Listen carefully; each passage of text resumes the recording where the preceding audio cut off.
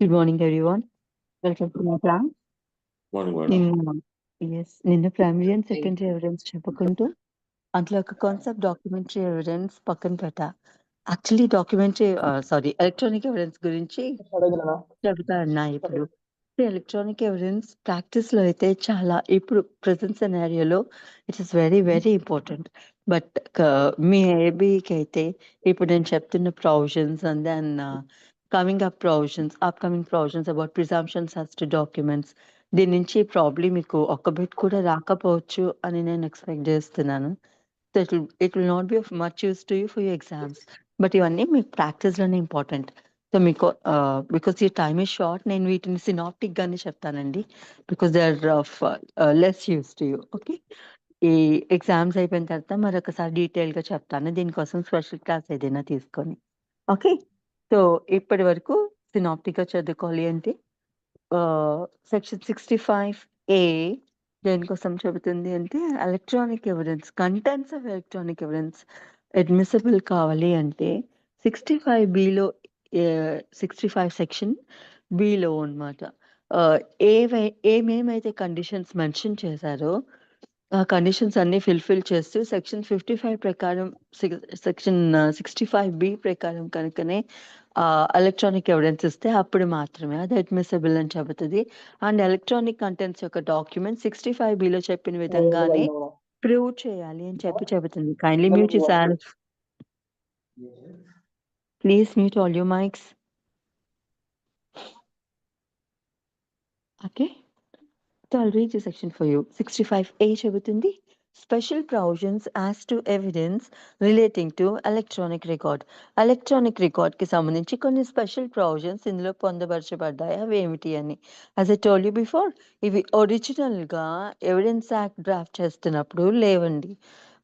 With కాలమాన పరిస్థితులను బట్టి టెక్నాలజికల్ డెవలప్మెంట్స్ జరుగుతున్న కొలది ఎప్పుడైతే ఇన్ఫర్మేషన్ టెక్నాలజీ యాక్ట్ని ఎనాక్ట్ చేయడం జరిగిందో అప్పుడు దానికి సంబంధించి కూడా చట్టాల్లో మార్పులు తీసుకురావాల్సి వచ్చినప్పుడు ఈ ఇండియన్ ఎవిడెన్స్ యాక్ట్లో కూడా మార్పులు తీసుకొచ్చారు. సో ఫస్ట్ మార్పు ఇనీషియల్గా చేస్తుంది ఏమిటి అంటే the very first one evidence definition మారుస్తారనమాట, యాడ్ చేస్తారు అందులో. ఏంటి ఈ ఎలక్ట్రానిక్ రికార్డ్ అనే పదాన్ని యాడ్ చేస్తారు అనమాట. ఎవిడెన్స్ అంటే ఆరల్ ఎవిడెన్స్, డాక్యుమెంటరీ ఎవిడెన్సే కాదు, డాక్యుమెంటరీ ఎవిడెన్స్లో భాగంగా ఎలక్ట్రానిక్ ఎవిడెన్స్ కూడా వస్తుంది అనేది ఇంక్లూడ్ చేస్తారు అందులో. సో అక్కడి నుంచి స్టార్ట్ అవుతాయి ప్రొవిజన్స్. ఎక్కడెక్కడైతే అక్కడక్కడ ఈ ఎలక్ట్రానిక్ ఎవిడెన్స్కి సంబంధించి అన్నీ యాడ్ చేసుకుంటూ వస్తారనమాట ఎవిడెన్స్ యాక్ట్లో. సో అందుకే we find capital letter over 65A అనేది 2000లో ఇంట్రడ్యూస్ చేయబడింది అనమాట. రైట్, సో ఇక్కడ ఏం చెప్తుంది అంటే the contents of electronic records may be proved in accordance with the provisions of 65B. ఏదైనా ఎలక్ట్రానిక్ రికార్డ్ ఉంది, అందులో కంటెంట్స్ ప్రూవ్ చేయాలి, జెన్యునా కాదా, ఎగ్జిస్ట్ అవుతున్నాయా లేదా అనేది ప్రూవ్ చేయాలి అంటే 65Bలో ఏ విధంగా అయితే చెప్పారో ఆ విధంగా మాత్రమే ప్రూవ్ చేయాలి అని చెప్పి అందులో రాసి ఉంటుంది. ఇప్పుడు 65Bలో చెప్తారు అడ్మిసిబిలిటీ ఆఫ్ ఎలక్ట్రానిక్ రికార్డ్స్. ఒక ఎలక్ట్రానిక్ రికార్డ్ని ఎవిడెన్స్ కింద యాక్సెప్ట్ చేయాలి అంటే దాని తాలూకా ప్రొవిజన్స్ ఏమిటి అనేవి ఇందులో రాస్తారు. I'll read the section for you. Not with standing anything content in this act, అంటే ఈ యాక్ట్లో ఇతరత్ర ఇంకెక్కడైనా ఏదైనా చెప్తే వాటికి సంబంధించి కాకుండా, ఇది స్పెషల్ ప్రొవిజన్స్ కదా ఇవి, అట్లా అనమాట. ఆ ప్రొవిజన్స్ ఎఫెక్ట్ చేయకుండా any information content in any electronic record which is printed on a paper, stored, recorded or copied in optical or magnetic media. ఇది కొంచెం టెక్నికల్గా ఉంటుంది. ఈ టెక్నాలజికల్ ఆస్పెక్ట్స్కి తెలిసిన వాళ్ళైతే ఈజీ అవుతుందేమో, బట్ నార్మల్ లాంగ్వేజ్ తెలియని వాళ్ళకి కొంచెం ఇబ్బంది అవుతుంది. ఏం చెప్తున్నారంటే any information content in an electronic record, ఒక ఎలక్ట్రానిక్ రికార్డ్లో ఉండిన ఇన్ఫర్మేషన్ ఏదైనా సరే. మరి అగైన్ మళ్ళీ what is this electronic record అంటే నథింగ్ బట్ సింపుల్గా ఏదైనా కంప్యూటర్ సోర్స్ నుంచి తీసుకున్న ఏ ఇన్ఫర్మేషన్ అయినా సరే ఇట్ బికమ్స్ ఎలక్ట్రానిక్ రికార్డ్ అంతే. కానీ ఎలక్ట్రానిక్ రికార్డ్ అంటే ఏమిటి అనేది ఇక్కడ నిర్వచించారు అనమాట. ఓన్లీ ఎలక్ట్రానిక్ రికార్డ్ అనే పదం వాడతారు. అది మళ్ళీ ఇన్ఫర్మేషన్ టెక్నాలజీ యాక్ట్లో నిర్వచిస్తారు what is an electronic record అని. దాని అర్థం అక్కడ ఏం చెప్తారంటే ఏదైనా సరే కంప్యూటర్ సోర్స్ నుంచి మరొక దానిలోకి ఏదైనా స్టోర్ చేసినా, డ్రాఫ్ట్ చేసినా, కాపీ చేసినా, రికార్డ్ చేసినా ఇలాంటివన్నీ అంశాలు చెప్తారనమాట. అటువంటి దాన్ని ఎలక్ట్రానిక్ రికార్డ్ అంటారు అని చెప్పి ఇన్ఫర్మేషన్ టెక్నాలజీ యాక్ట్‌లో డిఫైన్ చేసుంటది. సేమ్ అదే పదం ఇక్కడ తీసుకుంటారనమాట. So, any information contained in an electronic record which is printed, A information ఉండినా సరే ఎలక్ట్రానిక్ రికార్డ్‌లో మనకు అవసరమైనది ఏదైనా సరే, if it is printed on paper మీద ప్రింట్ చేసిన, స్టోర్డ్, స్టోర్డ్ అంటే అందులో నిల్వ చేసి ఉంచడం, రికార్డెడ్ అంటే రికార్డ్ చేయడం కంప్యూటర్ సోర్స్ ద్వారా, కాపీడ్ టు అంటే దాని నుంచి ఇతరత్రా ఇంకా దేనికైనా ఆహ్, దేంట్లోకైనా కాపీ చేయడం అనమాట. దాని నుంచి ట్రాన్స్‌ఫర్ చేసుకొని మరొక దాంట్లో దాచుకోవడం.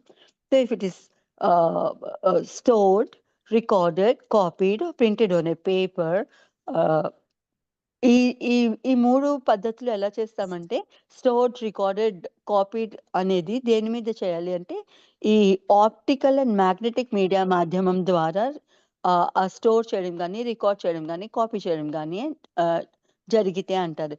ఈ ఆప్టికల్ అండ్ మ్యాగ్నెటిక్ మీడియా జనరల్‌గా మనకి ఈ సీ ఆప్టికల్ మీడియా అంటే ఆహ్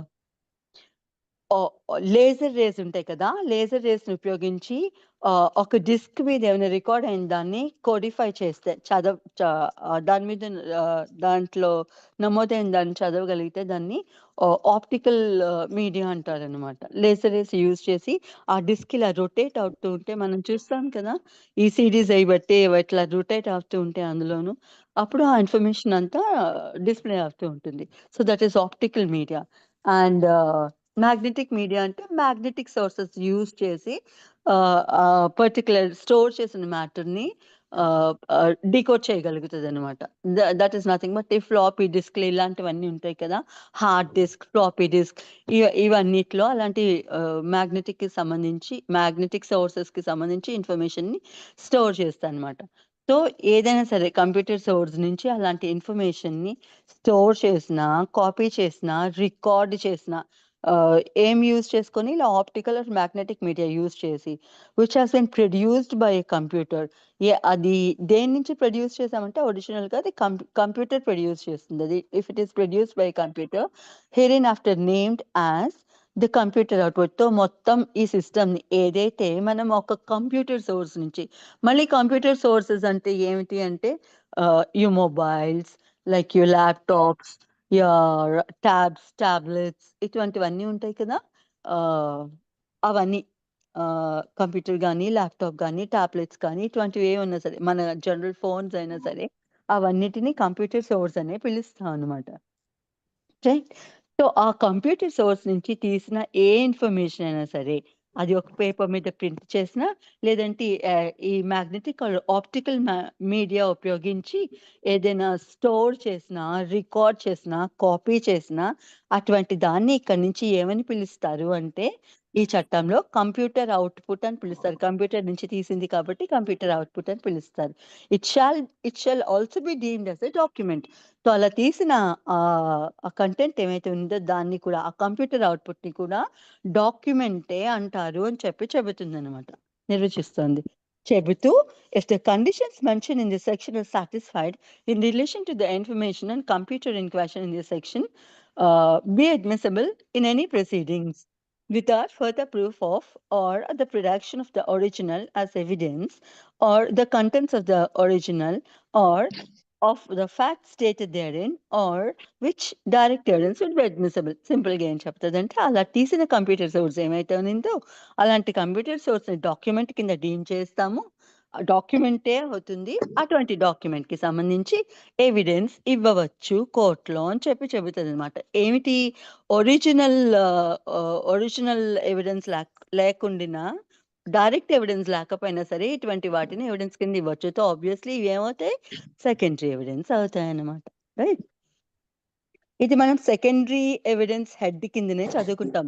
65 సెకండరీ ఎవిడెన్స్ చెప్తది. 65 ఏలో యాడ్ చేశారు, 65 బిలో యాడ్ చేశారు అంటే అర్థమేమిటి? Obviously it is a part of secondary evidence. Okay. So, అందుకని ఇవన్నీ సెకండరీ ఎవిడెన్సే అవుతాయి. మరి వాటికి సంబంధించి ఒరిజినల్ ఎవిడెన్స్ ఏమవుతాయి? డైరెక్ట్ ఎవిడెన్స్ ఏమవుతది? ఆ కంప్యూటర్ సోర్స్ నుంచి బయటికి తీస్తే అది సెకండరీ ఎవిడెన్స్. కంప్యూటర్‌లోనే ఉంటే that computer itself is original evidence. ఇది గుర్తుపెట్టుకోవాలి. ఎందులో అయితే ఏ కంప్యూటర్ మాధ్యమంలో ఉన్నిందో, ఫోన్‌లో ఉన్నిందా, ల్యాప్‌టాప్‌లో ఉన్నిందా, ట్యాబ్‌లో ఉన్నిందా, కంప్యూటర్‌లో ఉన్నిందా అనవసరం. మొత్తానికి ఏదైనా ఒక కంప్యూటర్ సోర్సెస్‌లో కనుక ఏదైనా ఒక ఇన్ఫర్మేషన్ ఉంటే ఆ ఇన్ఫర్మేషన్‌కి సంబంధించి అది ఎలక్ట్రానిక్ ఫార్మ్‌లో ఉంటది కాబట్టి, దానికి సంబంధించి ఒరిజినల్ డాక్యుమెంట్ ఆ కంప్యూటర్ ఇట్‌సెల్ఫ్, ఆ tab itself or the phone itself అవి ఒరిజినల్ అవుతాయి. దానిలో నుంచి వేరే దానిలోకి ట్రాన్స్‌ఫర్ చేసినా, దాని నుంచి వేరే పేపర్ మీద ప్రింట్ చేసినా, అప్పుడది సెకండరీ ఎవిడెన్సే అవుతుంది. ఓకే. సో, ఇక్కడ 65బిలో ఏం చెప్తారంటే, కండిషన్స్ చెప్తారనమాట. ఆ కండిషన్స్ ప్రకారం మాత్రమే ఒక ఎలక్ట్రానిక్ రికార్డ్ ఉంటే, అప్పుడు మాత్రమే అది కోర్ట్‌లో ఎవిడెన్స్ కింద అడ్మిసిబుల్ అని చెప్పి చెబుతారు. 65బి ఏం చెబుతుంది? ఇంకా ఫర్దర్‌గా ఆహ్ సో, ఇక్కడ కండిషన్స్ చెప్తారన్నారు కదా! కండిషన్స్ ఇవన్నమాట. The conditions refer to in subsection 1. Subsection 1లో చెప్పిన కండిషన్స్ ఏమిటంటే, in respect of computer output shall be the following namely ఒకటి నేను చాలా సింపుల్‌గా చెప్తానండి. ఇదంతా టెక్నాలజీ వివరించుకొని రావాలి. చాలా విపులంగా చెప్పాలంటే it will take so much of time. Minimum of 1 ½ hour పడతది. ఈ ఈ ఒక్క సెక్షన్ కోసం మాట్లాడుకోవడానికి. అంత డీటెయిల్‌గా చెప్పడానికి టైం లేదు. నాకు లేదు, మీకు లేదు కాబట్టి జస్ట్ సినాప్టిక్‌గా తెలుసుకోండి. The gist of the section తెలుసుకోండి చాలు. సో, ఫస్ట్ కండిషన్ ఏమిటంటే, the computer output containing the information was produced by the computer during the period of which the computer was used regularly. ఇది మొత్తం సెంటెన్స్ ఏమో please దయించి ఎవరో mute చేసుకోరా?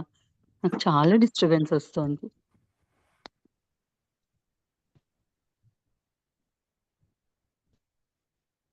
Please keep all your mics muted. Geetha గారు, రాధ గారు, వెంకటేష్ గారు, ఎవ్రీవన్ ప్లీజ్.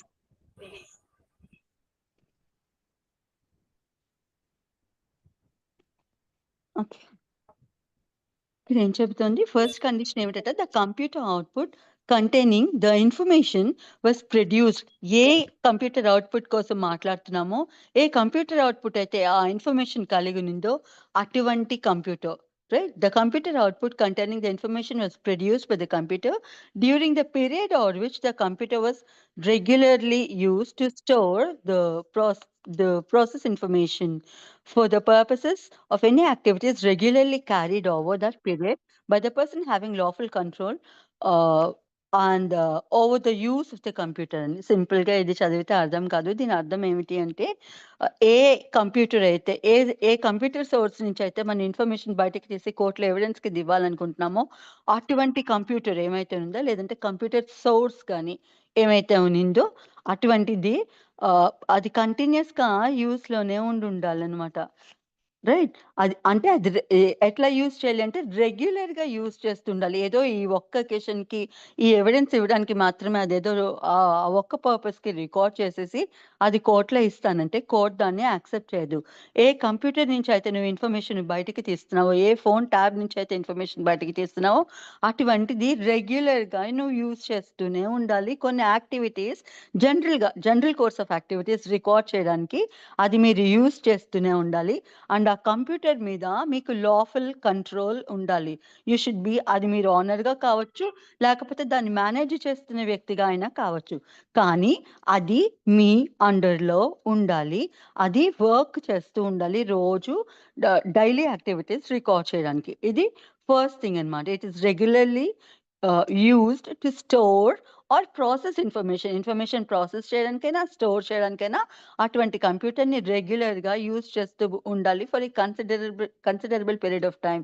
ఏ పీరియడ్‌కి సంబంధించి మీరు ఆ ట్రాన్సాక్షన్ కోర్ట్‌లో ఉన్న ఎవిడెన్స్ కింద ఇవ్వదలుచుకున్నారో, అది పర్టిక్యులర్‌గా ఆ ఒక్క రోజుకే కాకుండా కొంచెం పీరియడ్ ముందుకి ఆహ్, మున్ ఇవ్వడానికన్నా ముందునే ఆ కంప్యూటర్‌ని రెగ్యులర్‌గా యూజ్ చేస్తూ ఉండాలి అని చెబుతారు. ఇది ఫస్ట్ పాయింట్.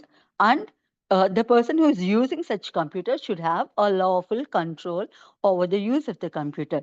సింపుల్‌గా చెప్పాలంటే ఇప్పుడు నేను ఒక ఫోన్ నుంచి స్క్రీన్ షాట్స్ ఎవిడెన్స్ కింద ఇవ్వాలనుకుంటున్నాను. So, I should have a lawful control. అంటే ఆ ఫోను నాదైనా అయ్యుండాలి. నా అండర్‌లో అయినా ఉండుండాలనమాట ఆ ఫోను. అటువంటప్పుడే దాని నుంచి నేను స్క్రీన్ షాట్స్ తీసిన స్క్రీన్ షాట్స్ ఏవైతే ఉండినాయో దానికి సంబంధించి నేను ఎవిడెన్స్ కోర్ట్‌లో ప్రవేశపెట్టగలను. ఫర్ ఇన్‌స్టెన్స్ అది నాది కాదనుకోండి, మా హస్బాండ్ అనుకోండి.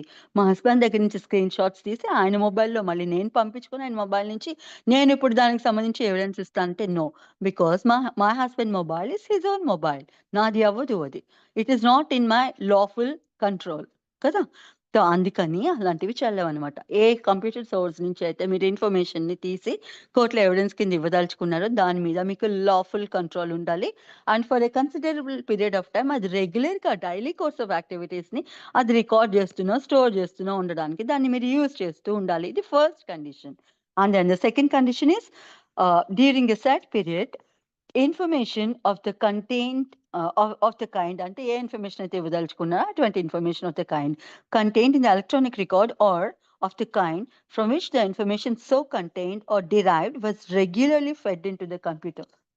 మొత్తం ఈ సెంటెన్స్‌లో ఈ ఒక్క ముక్క అయితే మనకి క్లియర్‌గా అర్థమవుతది. ఇంపార్టెంట్ కూడాను. It should be regularly fed into the computer. అంటే ఏ సోర్స్, ఏ ఇన్ఫర్మేషన్ అయితే మీరు దాని నుంచి బయటకి తీసి కోర్ట్‌లో ఎవిడెన్స్ కింద ఇవ్వదలుచుకున్నారో అటువంటి ఇన్ఫర్మేషన్ మళ్ళీ ఇందాక చెప్పినట్టే డ రె రెగ్యులర్ యాక్టివిటీస్‌లో భాగంగా అందులో రికార్డ్ చేస్తూ ఉండాలి. ఫర్ ఎగ్జాంపుల్ ఒక షాపింగ్ మాల్ ఉన్నింది. అందులో ఉండిన ట్రాన్సాక్షన్స్ వాళ్ళు కొన్ని ఇయర్స్ ఆ షాపింగ్ మాల్ పెట్టుకున్న దగ్గర నుంచి ఈ ఇన్ఫర్మేషన్ టెక్నాలజీ వచ్చిన తర్వాత అన్ని కంప్యూటర్స్‌లోనే రికార్డ్ చేసుకుంటారు. ఆ ట్రాన్సాక్షన్స్ అన్ని. అమ్మినా, అమౌంట్స్ తీసుకున్నా, ఆ ఎంట్రీస్ అన్నీ కంప్యూటర్‌లోనే ఉంటాయి. రేపొద్దున ఏమైనా ఒక ఎంట్రీకి సంబంధించి ఇష్యూ వచ్చిందనుకోండి. అప్పుడు ఈ computer so and so year నుంచి ఈ ఇదే పనిగా ఈ ట్రాన్సాక్షన్స్ అన్ని రికార్డ్ చేయడానికే వాడుతున్నామండి. ఇందులో ఇన్ఫర్మేషన్ రోజు ఫీడ్ చేస్తూ ఉంటామండి. అందులో భాగంగా ఏదో ఒక పార్ట్ ఆఫ్ ఇన్ఫర్మేషన్‌కి సంబంధించి గొడవొచ్చింది కాబట్టి, అప్పుడు దాన్ని బయటకు తీసి దాన్ని మాత్రం ప్రూఫ్ కింద ఇస్తాం. కానీ, ఆ కంప్యూటర్ దేనికి యూజ్ చేయాలంటే, అటువంటి ఇన్ఫర్మేషన్ ఏమైతే ఉన్నిందో, అది రెగ్యులర్‌గా ఫీడ్ చేస్తూ ఉండాలి అలాంటి కంప్యూటర్‌లో. ఏదో ఈ ప్రస్తుతానికి గొడవ వచ్చింది కాబట్టి, అదేదో మీరక్కడ కెమెరా పెట్టేది, లేదంటే ఒక కంప్యూటర్‌లో దాన్నెక్కించో అట్లా చేస్తే అది కుదరదు. For a considerable period of time ఈ ఇష్యూ జరగకముందు అంటే ఏ ఇష్యూకి సంబంధించి మీరు ఎవిడెన్స్ ఇవ్వదలుచుకున్నారో ఎలక్ట్రానిక్ ఎవిడెన్స్, అటువంటిది జరగక ముందు నుంచి చాలా కాలం ముందు నుంచి అటువంటి కంప్యూటర్‌లో ఇన్ఫర్మేషన్ స్టోర్ చేస్తూ ఉండాలి. ఫీడ్ చేస్తూ ఉండాలి. Is the second point. And the third one throughout the material part of the set period, the computer operating properly or if not, then in respect of the period in which it was operating properly, or was out of operation during the part of the period was not such as to affect the electronic record or the accuracy of the contents. ఈ language కొంచెం tough ఉంటుంది. అట్లా అంత ఈజీగా అర్థం కాదు. దీని meaning ఏమిటంటే ఏ కంప్యూటర్ సోర్స్ నుంచి అయితే మీరు ఇన్ఫర్మేషన్ బయటకు తీసి కోర్ట్‌లో ఎవిడెన్స్ కింద ఇవ్వదలుచుకున్నారో, అటువంటి కంప్యూటర్‌కి రిపేర్సే ఉండకూడదు. ఇన్ కేస్ రిపేర్స్ అది పర్ఫెక్ట్‌గా వర్క్ అవుతూనే ఉండాలి. ఇన్ కేస్ రిపేర్ వచ్చినా సరే, ఏ ఈ ట్రాన్సాక్షన్ ఎఫెక్ట్ చేసేంత దగ్గర పీరియడ్‌లో దానికి రిపేర్ రాకూడదు. రైట్? ఇప్పుడు కొన్ని ట్రాన్సాక్షన్స్ చూపించాలి. ఒక దిస్ ఇస్ డిసెంబర్ కదా! నవంబర్‌కి సంబంధించిన ట్రాన్సాక్షన్స్‌కి సంబంధించి ఏదో గొడవొచ్చాయి. తో కంప్యూటరు అంతకుముందు అది యూజువల్‌గా కంప్యూటర్ చెడిపోయి ఉండకూడదు. ఎందుకంటే అది మానిప్యులేట్ అయినట్టు కోర్ట్ కన్సిడర్ చేస్తది. అవ్వచ్చు, అవ్వకపోనూవచ్చు. సో, అయ్యే ఛాన్సెస్ ఉంటాయి కాబట్టి, అది పని చేయని టైంలో ఏదైనా ఈ ఈ కరప్ట్ చేయడం మూలంగానే అది ఆగిపోయిందేమో, లేకపోతే కరప్ట్ చేయడానికి దాన్ని ఆపారేమో, హూ నోస్ అట్లా తెలీదు కదా! అందుకని కంప్యూటర్‌కేమి రిపేర్స్ అలాంటివేమి ఉండకూడదు. ఇన్ కేస్ ఉండినా సరే మనం నవంబర్‌లో ఇస్తున్నాం కాబట్టి, నవంబర్ కన్నా ముందు ఇంకెప్పుడో ఏ జాన్వరిలోనో, ఏ ఫిబ్రవరిలోనో చెడిపోతే, నవంబర్ ట్రాన్సాక్షన్‌కి ఆ చెడిపోయిన పీరియడ్‌కి సంబంధం ఉండదు కాబట్టి, దాని ఎఫెక్ట్ దీని మీద ఉండదు కాబట్టి, తో ఏ పీరియడ్‌కైతే చూపిస్తున్నారో అటువంటి పీరియడ్‌కి కొంచెం షార్ట్ పీరియడ్ ముందు కొంచెం షార్ట్ పీరియడ్‌కి ముందు అది పర్ఫెక్ట్‌గా వర్క్ చేస్తూనే ఉండాలి కానీ పాడయ్యి ఉండకూడదు అని చెప్పేది third point. And then fourth point డీలో చెప్తారు, the information contained in the electronic record reproduces or is derived from such information is fed into the computer in ordinary course of the said activities. ఏ యాక్టివిటీస్కి సంబంధించి మీరు కోర్టులో evidence ఇవ్వదలుచుకున్నారో అటువంటిది ఇందాక చెప్పినట్టు డైలీ కోర్స్ కి సంబంధించి అవి రికార్డ్ చేస్తూనే ఉండాలి, right? Ordinary course of business కి సంబంధించి అవి జనరల్ గా రికార్డ్ చేస్తూ ఉండాలి. ఎప్పుడైనా అవసరం పడినప్పుడు అది రికార్డ్ చేసాం కాబట్టి దాని నుంచి తీసి ఎవిడెన్స్ ఇవ్వడానికి మనం యూజ్ చేయొచ్చు, కానీ ఓన్లీ ఎవిడెన్స్ ఇచ్చే పర్పస్ కి you can not store it అని. అది ఈ 4వ దాని అర్థం అన్నమాట. ఇవి బేసిక్ గా ఒక 4 క్లాజెస్ చెప్తారు. ఇట్లా ఉంటేనే అటువంటి కంప్యూటర్ నుంచి తీసిన ఇన్ఫర్మేషన్ ని మీరు ఎలక్ట్రానిక్ ఇన్ఫర్మేషన్ కింద, ఎలక్ట్రానిక్ రికార్డ్ కింద కోర్టులోను ఎవిడెన్స్ ఇవ్వడానికి కుదురుతుంది, ఎలిజిబుల్ అవుతుంది. అండ్ దెన్ 3లో సబ్సెక్షన్ 3లో చెప్తారు, where over any period the function of storing or processing information for the purposes of activities regularly carried on over that period as mentioned in clause A of subsection 2 was regularly performed by computers. ఇందాక ఏం చెప్పామో ఆ computers శుభ్రంగా ఆ కంప్యూటర్లో information ఏమైతే store చేస్తామో అది రెగ్యులర్గా డైలీ ట్రాన్సాక్షన్స్కి సంబంధించి కొంత కన్సిడర్ పీరియడ్ నుంచి దాన్ని రికార్డ్ చేస్తూ ఉండాలని చెప్పాం. సో అటువంటి ఇక్కడ ఏం చెప్తా అంటే కంప్యూటర్స్ గురించి చెప్తారు. అలాంటి ఇన్ఫర్మేషన్ ఏదైతే స్టోర్ చేస్తారో అది కాంబినేషన్ ఆఫ్ కంప్యూటర్స్. మీరు ఇట్లా డిస్టర్బ్ చేస్తే నేను చెప్పాలనుకుంది మర్చిపోతాను, తర్వాత మీ ఇష్టం, రైట్? శరత్ గారు మీ ఫోన్ మ్యూట్ చేసుకోండి. ఎస్. సో ఇక్కడ డీలింగ్ విత్ 3, రైట్? సో ఇక్కడ ఏం చెప్తుందంటే ఏ యాక్టివిటీస్ అయితే రెగ్యులర్గా క్యారీ ఆన్ చేస్తున్నామో అవి మాత్రం రెగ్యులర్గా ఆ సిస్టంలో ఫీడ్ చేయాలని చెప్తుంది. అట్లా ఫీడ్ చేసినప్పుడు ఆ కంప్యూటర్స్ గురించి చెప్తుంది అనమాట. ఆ కంప్యూటర్ సింగిల్ కంప్యూటరే అవ్వచ్చు, లేదా it can be combination of computers operating over that period. ఏ పీరియడ్కి సంబంధించి మీరు ట్రాన్సాక్షన్స్ కోర్టులో చూపించదలుచుకున్నారో అటువంటి ఇన్ఫర్మేషన్ కాంబినేషన్ ఆఫ్ కంప్యూటర్స్కి సంబంధించి యూజ్ చేయొచ్చు. What is this combination of computers అంటే కంప్యూటర్స్లోను నేను ఇందాక చెప్పినట్టు కంప్యూటర్స్లో రకాలు ఉంటాయి. కంప్యూటర్ సోర్సెస్లో రకాలు ఉంటాయి. అంటే ఇవన్నీ బేసిక్గా ఆ కంప్యూటర్ ఎట్లా వర్క్ అవుతుంది ఇవన్నీ కూడా అట్లనే వర్క్ అవుతాయి. వాటిని కంప్యూటర్ సోర్సెస్ అంటాం. They are nothing but this ఇందాక చెప్పాను కదా, ట్యాబ్స్ అని, ల్యాప్టాప్స్ అని, ఇటువంటివన్నీ ఉన్నాయి కదా, అవన్నీ వచ్చేస్తాయి. ఐప్యాడ్ అని ఉన్నాయో మొత్తం ఆ కంప్యూటర్ కి సంబంధించినవి ఏమేమి ఉన్నాయో అవన్నీ ఇందులోకి వచ్చేస్తాయి అనమాట, రైట్? సో ఒక మొబైల్, ఒక ల్యాప్టాప్, ఒక కంప్యూటర్కి సంబంధించి మూడిటి కాంబినేషన్తో కొంత ఇన్ఫర్మేషన్ స్టోర్ చేసి ఉండొచ్చు. This is combination of computers operating over a period. Clause బిలో చెప్తారు, by different computers operating in succession over that period. దీని అర్థం ఏమిటి అంటే అది different combination of computers use చేస్తాం. లైక్ ఐ సెడ్ బిఫోర్, ఒకటి కంప్యూటర్ అవుతుంది, ఒకటి ల్యాప్టాప్ అయింది, ఒకటి మొబైల్ అయింది. ఈ మూడింటిని యూజ్ చేసి కొంత ఇన్ఫర్మేషన్ స్టోర్ చేస్తూ ఉన్నారు అందులోను. సో అటువంటిది స్టోర్ చేసినప్పుడు వాటిని మార్చబడి ఉండొచ్చు. ఇన్ సక్సెషన్ అంటే ఒక 3 చెడిపోయాయి, లేకపోతే అందులో 2 చెడిపోయాయి. ఒక ఫోన్ అండ్ ఒక ట్యాబ్ చెడిపోయింది. సో కంప్యూటర్ అదే ఉంచి ఫోన్ అండ్ ట్యాబ్ రీప్లేస్ చేసి మళ్ళీ ఇంకొకటి పెట్టారనుకోండి వాటి ప్లేస్లో. సో అవి అనమాట.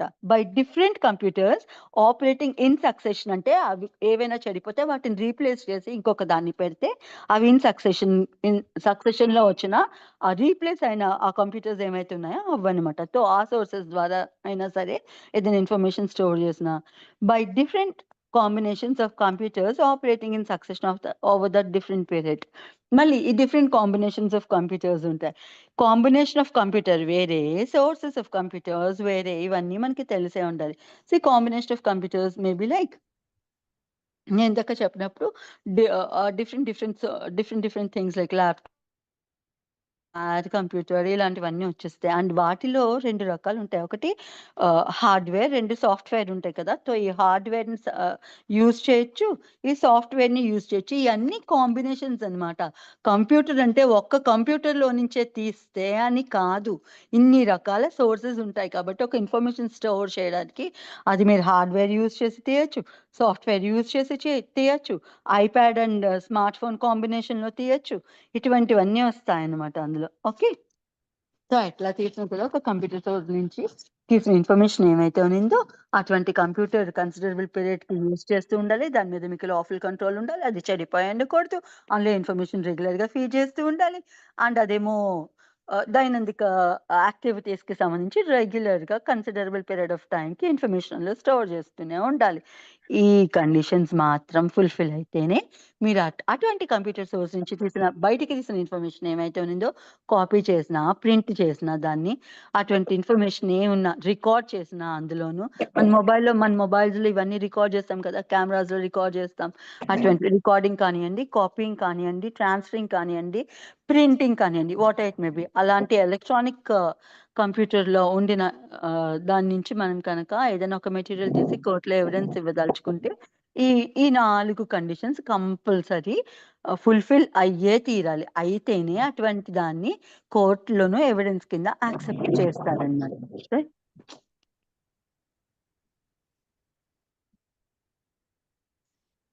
ఓకే. అదే 4లో చెప్తది.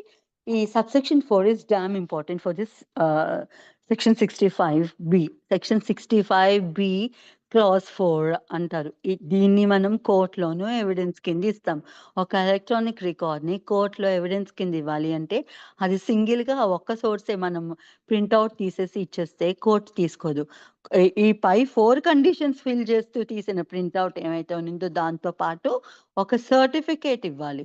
ఎవరైతే ఆ కంప్యూటర్ సోర్స్‌ని ఒరిజినల్‌గా హ్యాండిల్ చేస్తున్నారో అటువంటి వారు ఎవరికైతే దాని మీద లాఫుల్ అథారిటీ ఉందని చెప్పారు కదా! అదే అన్నమాట. వాళ్ళు మాత్రమే దాని నుంచి కంప్యూటర్ సోర్స్ నుంచి ఆ ప్రింట్ ఔట్స్ అన్ని తీసి ఆ కాపీస్ రికార్డెడ్ థింగ్స్ ఏమైతే ఉన్నాయో అవి తీసి ఆ ఇన్ఫర్మేషన్‌ని కోర్ట్‌కి ఎవిడెన్స్ కింద ఇవ్వవచ్చు.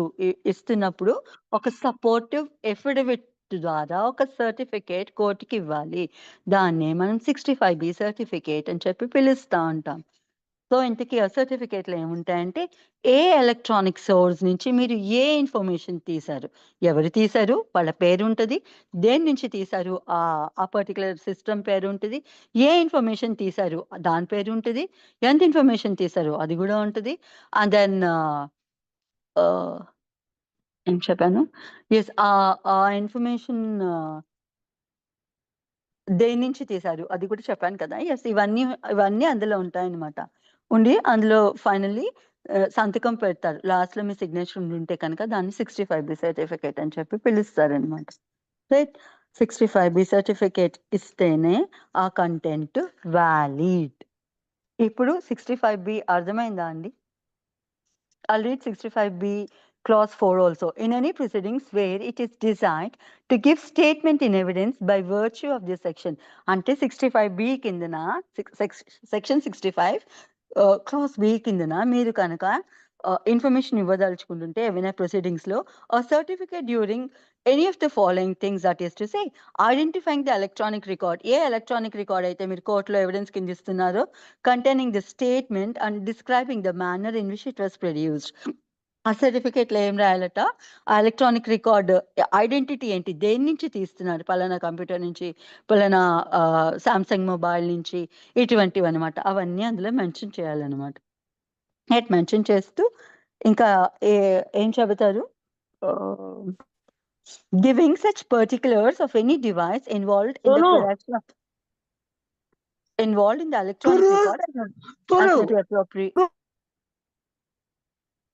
As may be appropriate for the purpose of showing that electronic record was produced by that computer.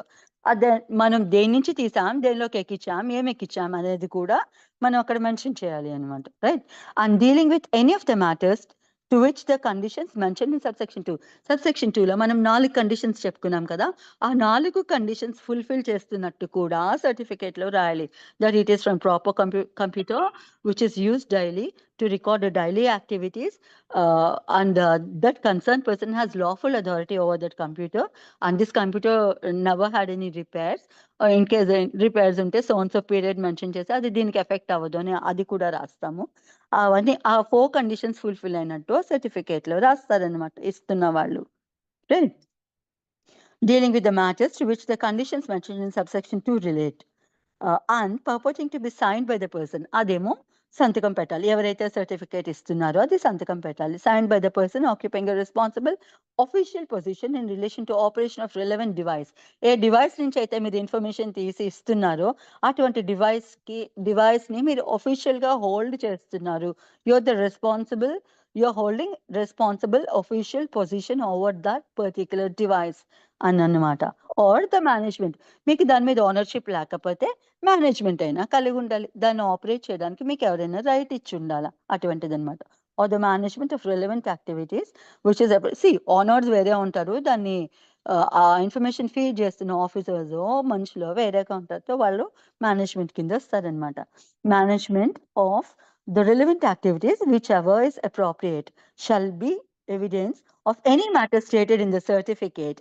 ఆ సర్టిఫికేట్‌లో ఏమైతే మెన్షన్ చేసామో అటువంటి ఇన్ఫర్మేషన్ కి సంబంధించి అది ఎవిడెన్స్ అవుతుంది అని చెప్తారు. And for the purposes of this subsection it shall be sufficient for the matter to be stated to the best of the knowledge and belief of the person. అది మనం అఫిడవిట్ ఫార్మ్‌లో ఇస్తాం కాబట్టి ఇట్లా లాస్ట్ సెంటెన్స్ రాయాలి. నేను ఇందులో mention చేసిన information ఏమైతే ఉందో it is true to the best of my knowledge. నా నాలెడ్జ్‌కి సంబంధించి నేను పైన చెప్పిన ఇన్ఫర్మేషన్ అంతా నిజమే. అండ్ బిలీఫ్ అన్‌టు మై బిలీఫ్ అని రాస్తారు. ఇన్ కేస్ అది మీరు బయట సోర్సెస్ నుంచి తీసుకున్న ఇన్ఫర్మేషన్ అయితే మీకు వేరేగా మీ పర్సనల్ నాలెడ్జ్ ద్వారా కాకుండా ఇతరత్రా వేరే విధంగా తెలిసుంటే బిలీఫ్ అనే పదం రాస్తారు. నేను నమ్ముతున్నాను. నేను చెప్పింది నాకు తెలిసిన ఇన్ఫర్మేషన్ వేరే సోర్సెస్ ద్వారా తెలిసిన ఇన్ఫర్మేషన్ నేను ఇక్కడ మెన్షన్ చేసింది నిజమే అని నమ్ముతున్నాను అని రాస్తారు. అట్లా రాయకపోతే will be liable for false evidence obviously. అందుకని అట్లా అఫిడవిట్ ఫార్మ్‌లో మాత్రమే ఇటువంటి సర్టిఫికేట్ ఇవ్వాలి అని చెప్పి అందులో అందులో మెన్షన్ చేస్తారన్నమాట. సో, ఇక్కడ I wish to tell you something. ఏంటో మర్చిపోయాను. యెస్. 65బి సర్టిఫికేట్ ఎవరిస్తారు అనేది చాలా మందికి డౌట్ ఉంటుంది. ఏ వ్యక్తి అయితే అదే చెప్పారు కదా! ఇందాక ఏ వ్యక్తి అయితే ఆ డివైస్ నుంచి ఏ డివైస్ నుంచి అయితే మీరు ఇన్ఫర్మేషన్ తీస్తున్నారో దాని మీద లాఫుల్ కంట్రోల్ ఉన్న వ్యక్తి లేదా లాఫుల్ మేనేజ్మెంట్ ఉండే వ్యక్తి ఎవరైతే ఉండినారో వారు ఆ సర్టిఫికేట్ ఇస్తారు. So, if I want to give proof of some screen shots from a mobile because this mobile is mine నేను ఇస్తాను సర్టిఫికేట్. రైట్? అట్లా అన్నమాట. లేదా ఇప్పుడు కాల్ డేటా రికార్డ్స్ అవి ఉంటాయి. అవి తీయాల్సొస్తది. కాల్ డేటా రికార్డ్స్ ఎవరు అడిగితే వాళ్ళు ఇవ్వరు. ఆఫీషియల్ అథారిటీస్ లైక్ డీఎస్‌పీఓ, కమిషనరో ఇలాంటి వాళ్ళు అడిగితే మాత్రమే కాల్ డేటా రికార్డ్స్ ఇస్తారు. ఆ కన్సర్న్డ్ కంపెనీ వాళ్ళు. సో, మీది ఎయిర్‌టెల్ సిమ్ అనుకోండి, ఎయిర్‌టెల్ వాళ్ళు ఇస్తారు. లేదా మీది ఇంకొక సిమ్ అనుకోండి, ఆ సిమ్ అడ్మిన్స్ ఎవరైతే ఉండినారో వాళ్ళు ఇస్తారనమాట. ఆఫీషియల్‌గా పని చేస్తున్న వాళ్ళని ఆహ్, ఆ పని చేయడానికి నియమించిన వాళ్ళు ఎవరైతే ఉండినారో వాళ్ళు ఇస్తారనమాట. రైట్? సిమిలర్‌లీ ఇంకొక ఎగ్జాంపుల్ ఇవ్వాలంటే అమెజానో, ఫ్లిప్‌కార్ట్ నుంచో ఏదైనా ఒక ఇన్ఫర్మేషన్ వచ్చింది. వాళ్ళు మీకు అమ్మారు డిఫెక్టివ్ మెటీరియల్ అమ్మారు. వాళ్ళు మాత్రం అది కాదంటారు. సో, వాళ్ళ ట్రాన్సాక్షన్ మనం కోర్ట్‌లో ఎవిడెన్స్ కింద ఇవ్వాలి. అవి ఆబ్వియస్‌లీ కంప్యూటర్ సోర్స్ నుంచి తీస్తాం కాబట్టి అది ఎలక్ట్రానిక్ రికార్డ్ అవుతది. ఇప్పుడు దానికి సంబంధించి సర్టిఫికేట్ ఎవరివ్వాలి? అది జెన్యూన్ అని కనుక మనం ప్రూవ్ చేయాలంటే వాళ్ళ నుంచి తెచ్చుకోవాలి. యెస్, ఈ ట్రాన్సాక్షన్ జరిగింది అని చెప్పాలి అంటే అది వాళ్ళు చెప్పాలి. సో, ఎవరు చెప్తారో ఆ అమెజానో, ఫ్లిప్‌కార్ట్ తాలూకా అడ్మిన్స్ ఎవరైతే ఉండినారో, ఆ కన్సర్న్డ్ ఆఫీసర్ ఎవరైతే ఉండినారో వాళ్ళిస్తారనమాట. అట్లా ఈ సర్టిఫికేట్స్ ఎవరెవరివ్వాలి అంటే, ఎవరి కంట్రోల్‌లో ఆ పర్టిక్యులర్ డివైస్ ఉంటదో వాళ్ళు మాత్రమే ఇవ్వగలుగుతారు. మరి ఆ డివైస్ లేదనుకోండి, వైఫ్ అండ్ హస్బాండ్‌కి గొడవవుతది. వారిలో ఒకరికి ఇల్లిసిట్ రిలేషన్‌షిప్ ఉంటది. అది అవతల వాళ్ళు చూస్తారు వాళ్ళ మొబైల్‌లో. ఇప్పుడు ఆ ఇన్ఫర్మేషన్‌ని కోర్ట్‌లో డివోర్స్ కేస్ కుండినప్పుడు ప్రూవ్ చేయాలనుకుంటారు. బట్ ఎలా ఇస్తారు? వాళ్ళ ఫోన్ వీళ్ళకివ్వరుగా, తీసుకోమ్మా నా ఫోన్‌లో అంత ఇన్ఫర్మేషన్ తీసుకొని కోర్ట్‌లో ఇవ్వమ్మా అని చెప్పరు కదా! ఆబ్వియస్‌లీ. వాళ్ళు ఫోన్ ఇవ్వరు మనకి. అప్పుడు మనకు ఆ ఇన్ఫర్మేషన్ ఎలా వస్తది? ఎలా ప్రూవ్ చేస్తారు? ఇలాంటి డౌట్ ఎవరికైనా వస్తే కనుక, అప్పుడు 65బి ఇవ్వడం కుదరకపోతే, ఇంకా ఎవిడెన్స్ యాక్ట్‌లో ఇతరత్రా ఏ ప్రొవిజన్స్ అయితే ఉండినాయో, అటువంటి ప్రొవిజన్స్ యూజ్ చేసుకొని, ఆ ఇన్ఫర్మేషన్ ప్రూవ్ చేసుకోండి అని చెబుతది. అండ్ ఇంకొక సోర్స్ ఏమిటి అంటే 165 అనే ఒక సెక్షన్ ఉంటది. ఆ సెక్షన్‌లో ఏం చెప్తారంటే, కోర్ట్‌లో జడ్జ్ గారికి గాని, మ్యాజిస్ట్రేట్‌కి గాని ఒక స్పెషల్ పవర్ ఇస్తారు. వాళ్ళు ఏ డాక్యుమెంట్ అయినా సమన్ చేయొచ్చు. ఏ విట్‌నెస్‌నైనా ఆ పర్టిక్యులర్‌గా అప్పటికి ఎగ్జామిన్ చేసుండినా, లేకపోయినా సరే, వాళ్ళు పిలిచి వాళ్ళని కోర్ట్‌లో ఈ డాక్యుమెంట్ ఇవ్వండి, లేదా మీరొచ్చి సాక్ష్యం చెప్పండి అని చెప్పి కోర్ట్ వారు కొన్ని ప్రశ్నలు స్వతహాగా అడగొచ్చు జడ్జ్ గారనమాట. కమాండ్ చేయొచ్చు వాళ్ళని అది ప్రొడ్యూస్ చేయమని. సో అలాంటి సాధనమే నా దగ్గర లేదండి, అది మా స్పౌస్ దగ్గర ఉంది ఆ ఇన్ఫర్మేషన్.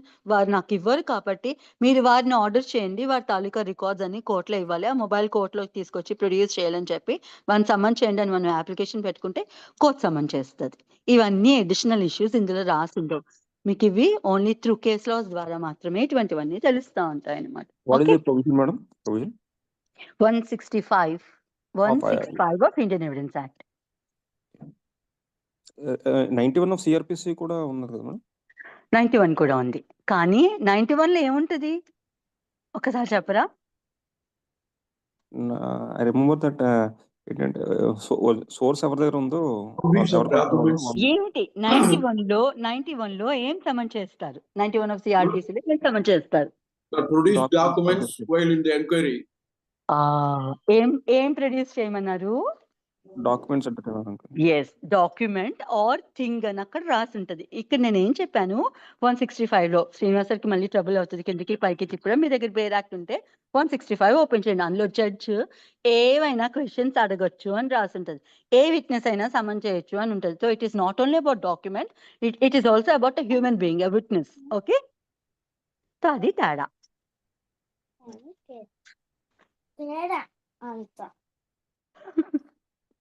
ప్లీజ్ మ్యూట్ చేసుకోరా. Okay madam. 165లో ఏం చెప్తారంటే judges power to put questions or order production. So questions ఎవరు అడుగుతారు? మనుషుల్ని కదా అడుగుతారు జనరల్ గా, అందుకని మనుషుల్ని కూడా సమన్ చేస్తారు. అండ్ ఆర్డర్ ప్రొడక్షన్ అంటే ఏ డాక్యుమెంట్స్ అయితే ఉంటున్నాయో, ఏ మెటీరియల్ అయితే కోర్టుకు అవసరమని భావిస్తుందో వాటిని కూడా సమన్ చేస్తారు. కానీ 91 సిఆర్పిసిలో ఓన్లీ డాక్యుమెంట్స్ ని కానీ ఏదైనా మెటీరియల్ కానీ సమన్ చేయొచ్చు. ఇక్కడ అడిషనల్ గా జడ్జ్ గారు కొన్ని క్వశ్చన్స్ అడగడానికి ఒక విట్నెస్ ని కూడా సమన్ చేయొచ్చు. ఓకే, క్లియర్ అండి? Okay madam. So okay done. చలో ఇప్పుడు మనం so 65A and B clear కదా? మీకు ఇంతవరకు తెలిస్తే సరిపోతుంది. ఆ మిగతా కాంప్లికేటెడ్ థింగ్స్ ఏమైతే ఉండినాయో అవి కొంచెం విపులంగా ఈ ఎలక్ట్రానిక్ ఎవిడెన్స్ కోసం చదువుకోవాలి అండినప్పుడు ఒక రోజు నేను ఒక 1 hour క్లాస్ సెపరేట్ గా తీసుకొని అక్కడ చెప్తాను. సో ఇందులో ఇంకా మీకు చాలా ఇంపార్టెంట్ థింగ్స్ ఏమిటంటే కేస్ లాస్. ఇప్పుడు మీకు అర్థమైంది కదా 65A అంటే ఏంటి, బి అంటే ఏంటి, ఎలక్ట్రానిక్ ఎవిడెన్స్ ఏంటి, ఎలా ఇవ్వచ్చు కోర్టులో ఎవిడెన్స్ కింద, ఎప్పుడు ఇవ్వచ్చు, ఇవ్వడానికి కండిషన్స్ ఏంటి, సర్టిఫికేట్ ఎవరు ఇవ్వాలి, ఇవి చదువుకున్నాం మనం. క్లియర్ కదా? సో ఇందులో ఏమవుతుందంటే కొన్ని చాలా ల్యాండ్ మార్క్ కేసెస్ ఉంటాయి. ఇందులో ఒక 4 ల్యాండ్ మార్క్ కేసెస్ ఉంటాయి, అవి చాలా చాలా ఇంపార్టెంట్. ఇవి జనరల్లీ జడ్జ్ ఎగ్జామ్స్ రాసిన వాళ్ళకైతే ఇంపార్టెంట్, బట్ మీ ఏబీలో అడుగుతారా లేదో నాకైతే ఐ కెనాట్ గెస్, బట్ తెలుసుకోండి జస్ట్ క్యాజువల్ గా. First of the cases Navjot Sandhu versus NCT Delhi అని ఒక కేసు ఉంటుంది అనమాట. ఇది అఫ్జల్ గురికి సంబంధించి పార్లమెంటరీ అటాక్ జరిగింది కదా, అప్పటి కేసు అనమాట ఇది. సో వారికి అతనికి ఉరిశిక్ష పడుతుంది. యూనో ఈ criminal conspiracy against government of ఇండియాకి చేశారు అవి ఇవి అని. సరే, అందులో కన్సిడరబుల్ థింగ్ ఏమిటంటే వారు ఢిల్లీ యూనివర్సిటీలోను ఒక ప్రొఫెసర్ కింద వర్క్ చేస్తూ ఉంటారు. వర్క్ చేస్తూ వారు కొంచెం కంప్యూటర్ సోర్సెస్ ద్వారా ఈ వాట్ యు కాల్ ఈ ప్లాన్ తాలూకా ట్యాగ్స్ ఇటువంటివి ఏమైతే ఉన్నాయి కాన్వర్జేషన్ అంతా నడుస్తుంది అనమాట సిస్టంలో.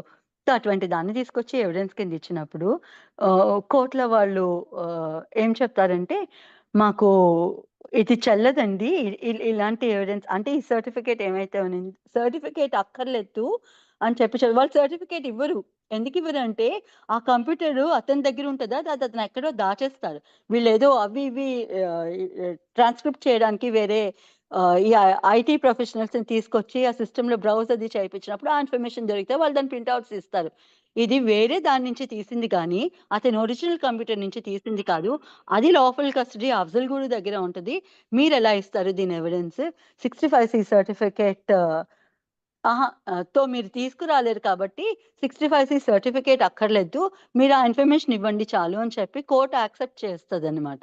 జనరల్ గా ప్రొవిజన్ సర్టిఫికేట్ ఇస్తే తప్పితే అటువంటి ఎవిడెన్స్ తీసుకోవద్దు అని చెప్పి ఉన్నింది.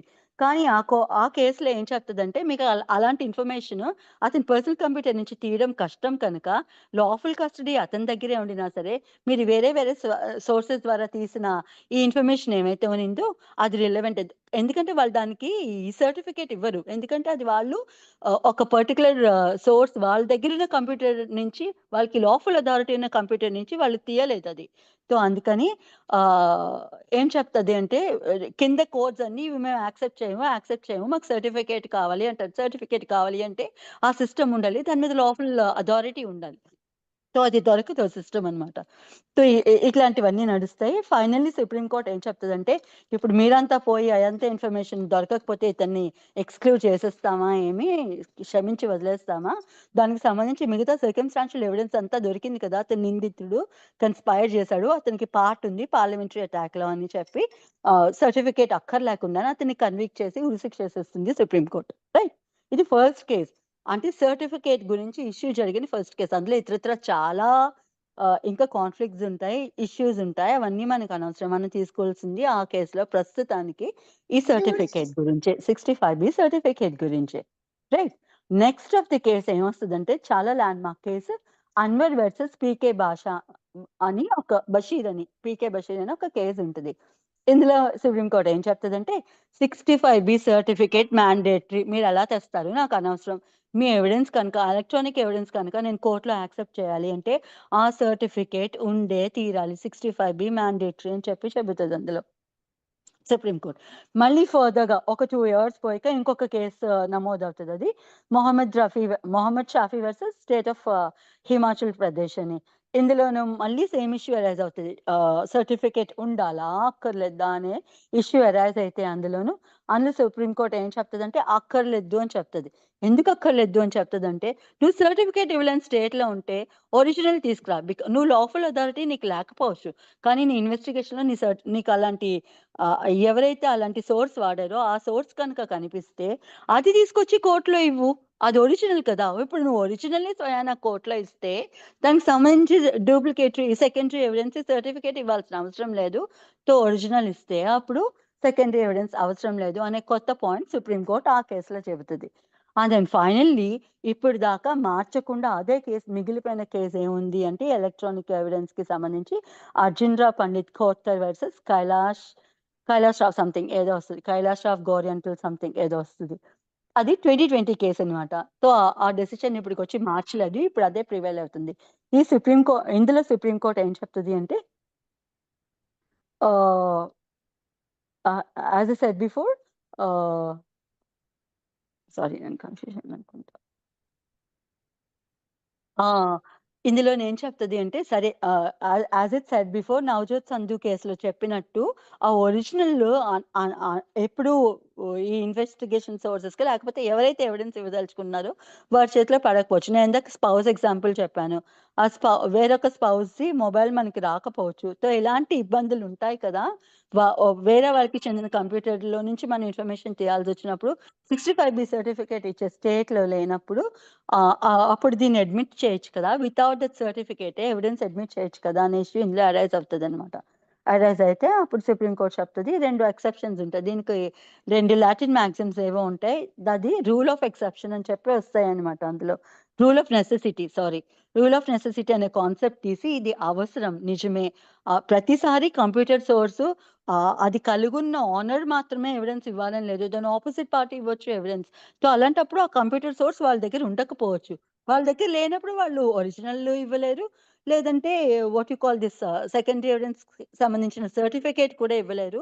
మరి అలాంటప్పుడు ఎలా అది వృధానే అంటే, లేదు రూల్ ఆఫ్ నెసెసిటీ యూజ్ చేసి యాక్సెప్ట్ చేయొచ్చు.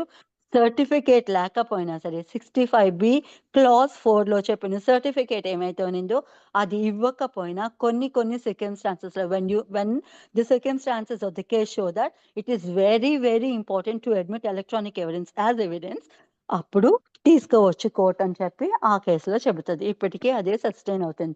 అల్టిమేట్‌గా ఏం చెప్తుంది జనరల్‌గా అయితే ఒరిజినల్ ఉంటే ఒరిజినల్ కోర్ట్‌లో ఇవ్వండి. ఏ కంప్యూటర్ నుంచి తీశారు? ఏ మొబైల్ నుంచి తీశారు? ఏ ల్యాప్‌టాప్ నుంచి తీశారు? ఏదైనా షూట్ చేశారు. అందులో ఏమైనా మెసేజెస్ ఉన్నాయి, వీడియోస్ ఉన్నాయి. మీరు ఎవిడెన్స్ ఇవ్వాలనుకున్నారు. దాన్నే తీసుకొచ్చి కోర్ట్‌లో డిపాజిట్ చేయండి. ఒరిజినల్ ఎవిడెన్స్ అది. అప్పుడు సర్టిఫికేట్ అవసరం లేదు. It is a direct evidence కదా!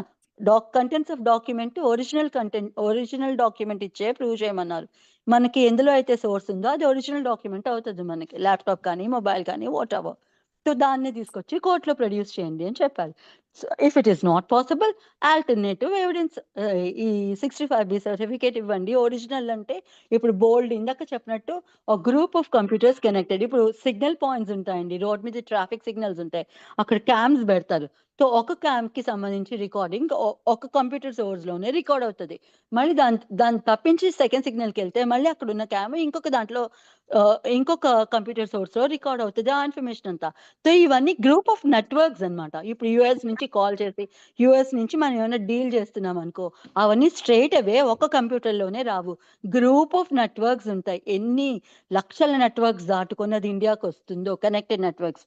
సో ఈ కనెక్టెడ్ ఈ నెట్వర్క్ అంతా ఏముందో అవన్నీ కంప్యూటర్స్, డిఫరెంట్ కంప్యూటర్స్. సో అవన్నీ తీసుకొచ్చి నువ్వు కోర్టులో డంప్ చేయంటే ఏడవుతుంది? It's not possible. సో అందుకని ఏం చెప్తారంటే సెకండరీ ఎవిడెన్స్ కింద సర్టిఫికేట్ ఇవ్వండి. మీకు పలానా సోర్స్ నుంచి మీరు తీశారు, సో అది మీకు ఒరిజినల్ ప్రొడ్యూస్ చేసే కెపాసిటీ లేనప్పుడు సర్టిఫికేట్ ఇవ్వండి. ఇదిగో ఇది పలానా సోర్స్ నుంచి తీసామని. ఆ కంప్యూటర్ సోర్స్ రెగ్యులర్గా వాడబడింది, దానికి ఏమీ రిపేర్స్ లేవు. ఆ ఇన్ఫర్మేషన్ రెగ్యులర్గా ఫీడ్ చేస్తాం, కంప్యూటర్ రెగ్యులర్గా వాడుతున్నాం, ఇన్ఫర్మేషన్ రెగ్యులర్గా ఫీడ్ చేస్తాం, దానికి ఏమీ రిపేర్స్ లేవు. అది డైలీ కోర్స్ ఆఫ్ యాక్టివిటీస్లో భాగంగా రికార్డ్ చేస్తుంది, కానీ ఓన్లీ పర్టికులర్ ఇన్సిడెంట్ రికార్డ్ చేయడానికి యూజ్ చేసింది కాదు. ఈ 4 రాయండి సర్టిఫికేట్లో, సంతకం పెట్టండి, అందులో చెప్పినవన్నీ వాస్తవాలని, అది ఇవ్వండి. రైట్. అది ఇవ్వడం కుదరదు, అది మీకు సంబంధం లేదు, మీకు దాని మీద ఏమీ ఇది లేదు, ఆఫీషియల్ గ్రిప్ లేదు మీకు దాని మీద. అప్పుడు ఏం చేస్తారు అంటే కోర్టుని సమన్ చేయమని అడగండి. ఆ సర్టిఫికేట్ ఇవ్వండి. ఇఫ్ ద సర్కమ్స్టాన్స్ అందులో రూల్ ఆఫ్ నెసెసిటీ కనుక ఉంటే యాక్సెప్ట్ చేయవచ్చేమో court. This is all about electronic evidence 65A and B. క్లియరా అండి? Clear, ma'am. Yes, ma'am. చలో. So I'm done with primary and secondary evidence to. ఇప్పుడు మనం ప్రిజంప్షన్స్ కి వెళ్దాం. ప్రిజంప్షన్స్ యాజ్ టు డాక్యుమెంట్స్ అని ఉంది. నేను ఎవిడెన్స్ అక్కడ పెట్టాను. Okay, done. సో ఇవి ఎక్కడి నుంచి స్టార్ట్ అవుతాయి ప్రొవిజన్స్ అంటే, మనం 74 పబ్లిక్ డాక్యుమెంట్స్ చదువుకున్నాం, 75 ప్రైవేట్ డాక్యుమెంట్స్ చదువుకున్నాం, 76 certified copies of public documents, ఇట్లా అన్ని చదువుకుంటూ వచ్చాం. ఎంతవరకు చదువుకున్నాం? 78 వరకు ఆ ప్రొవిజన్స్ కోసం చదువుకున్నాం.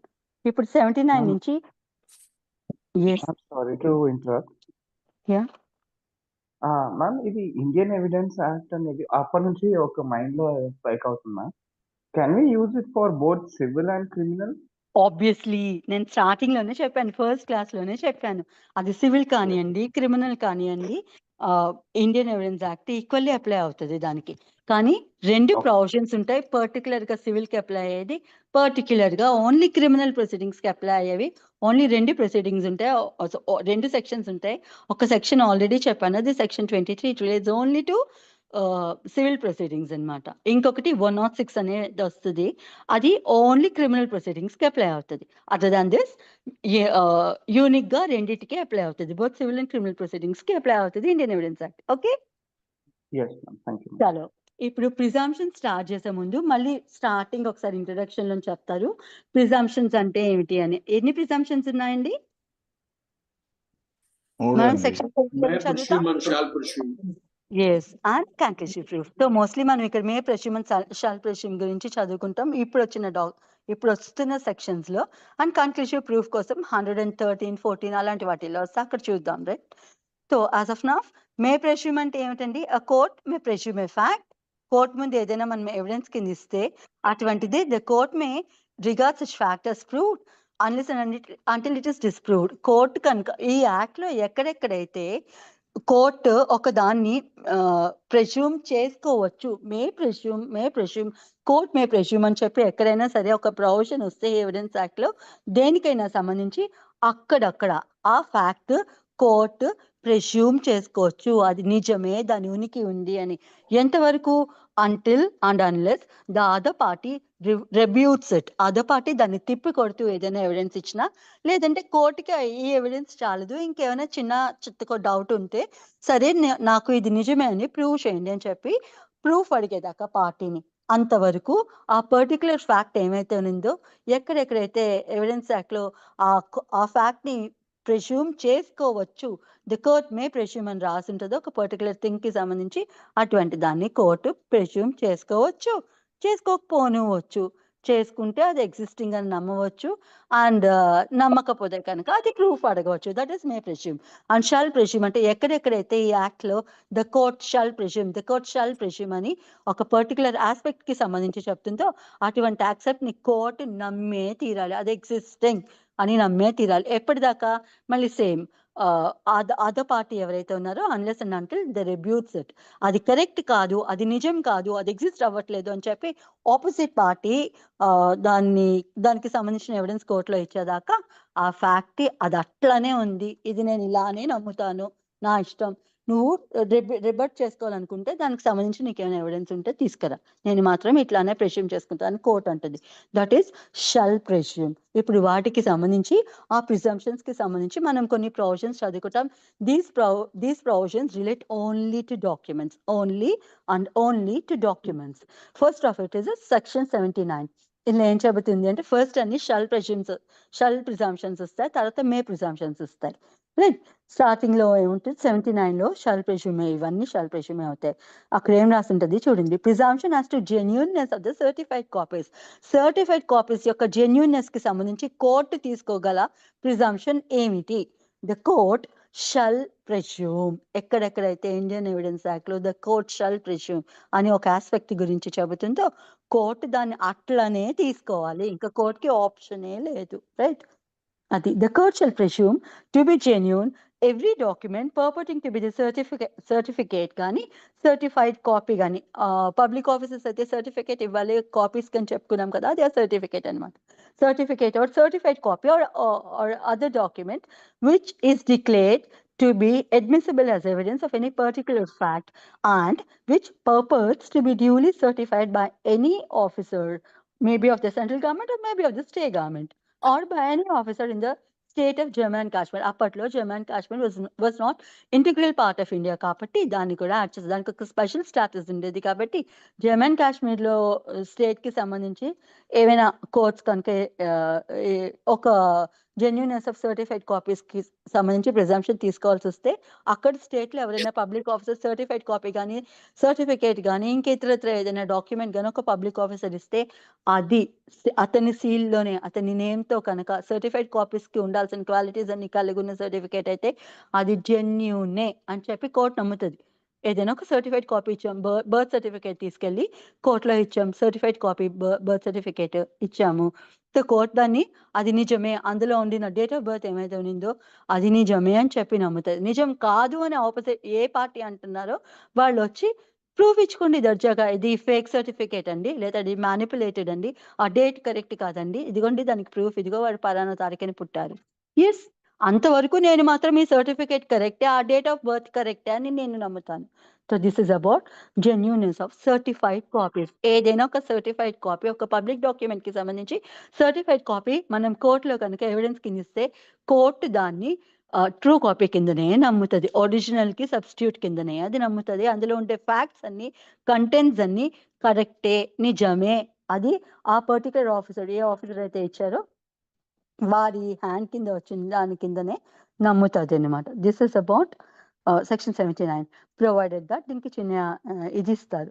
Provided that such document is substantial in the form and purpose to be executed in the manner directed by the law on this behalf. ఏం కాదు, ఈ సర్టిఫైడ్ కాపీకి ఏ ఫార్మాట్స్ ఉండాలని మనం 74 చదువుకున్నామో అటువంటివన్నీ ఉండాలి అనమాట. 76 చెప్తారు ఎలా ఇస్తే అది కరెక్ట్ జెన్యూన్ సర్టిఫైడ్ కాపీ అవుతుంది అనేది అక్కడ చెప్తారు కదా. పలానా ఆఫీసర్ ఏ ఆఫీసర్ కంట్రోల్లో ఉన్నిందో ఆ పర్టికులర్ మ్యాటర్ వాడు మాత్రమే దాన్ని ట్రూ కాపీ అని రాసి దాన్ని సర్టిఫై చేస్తే ఇవ్వాల్సి ఉంటుంది, అతని డేట్ నేమ్ అండ్ సీల్ వేసి అని.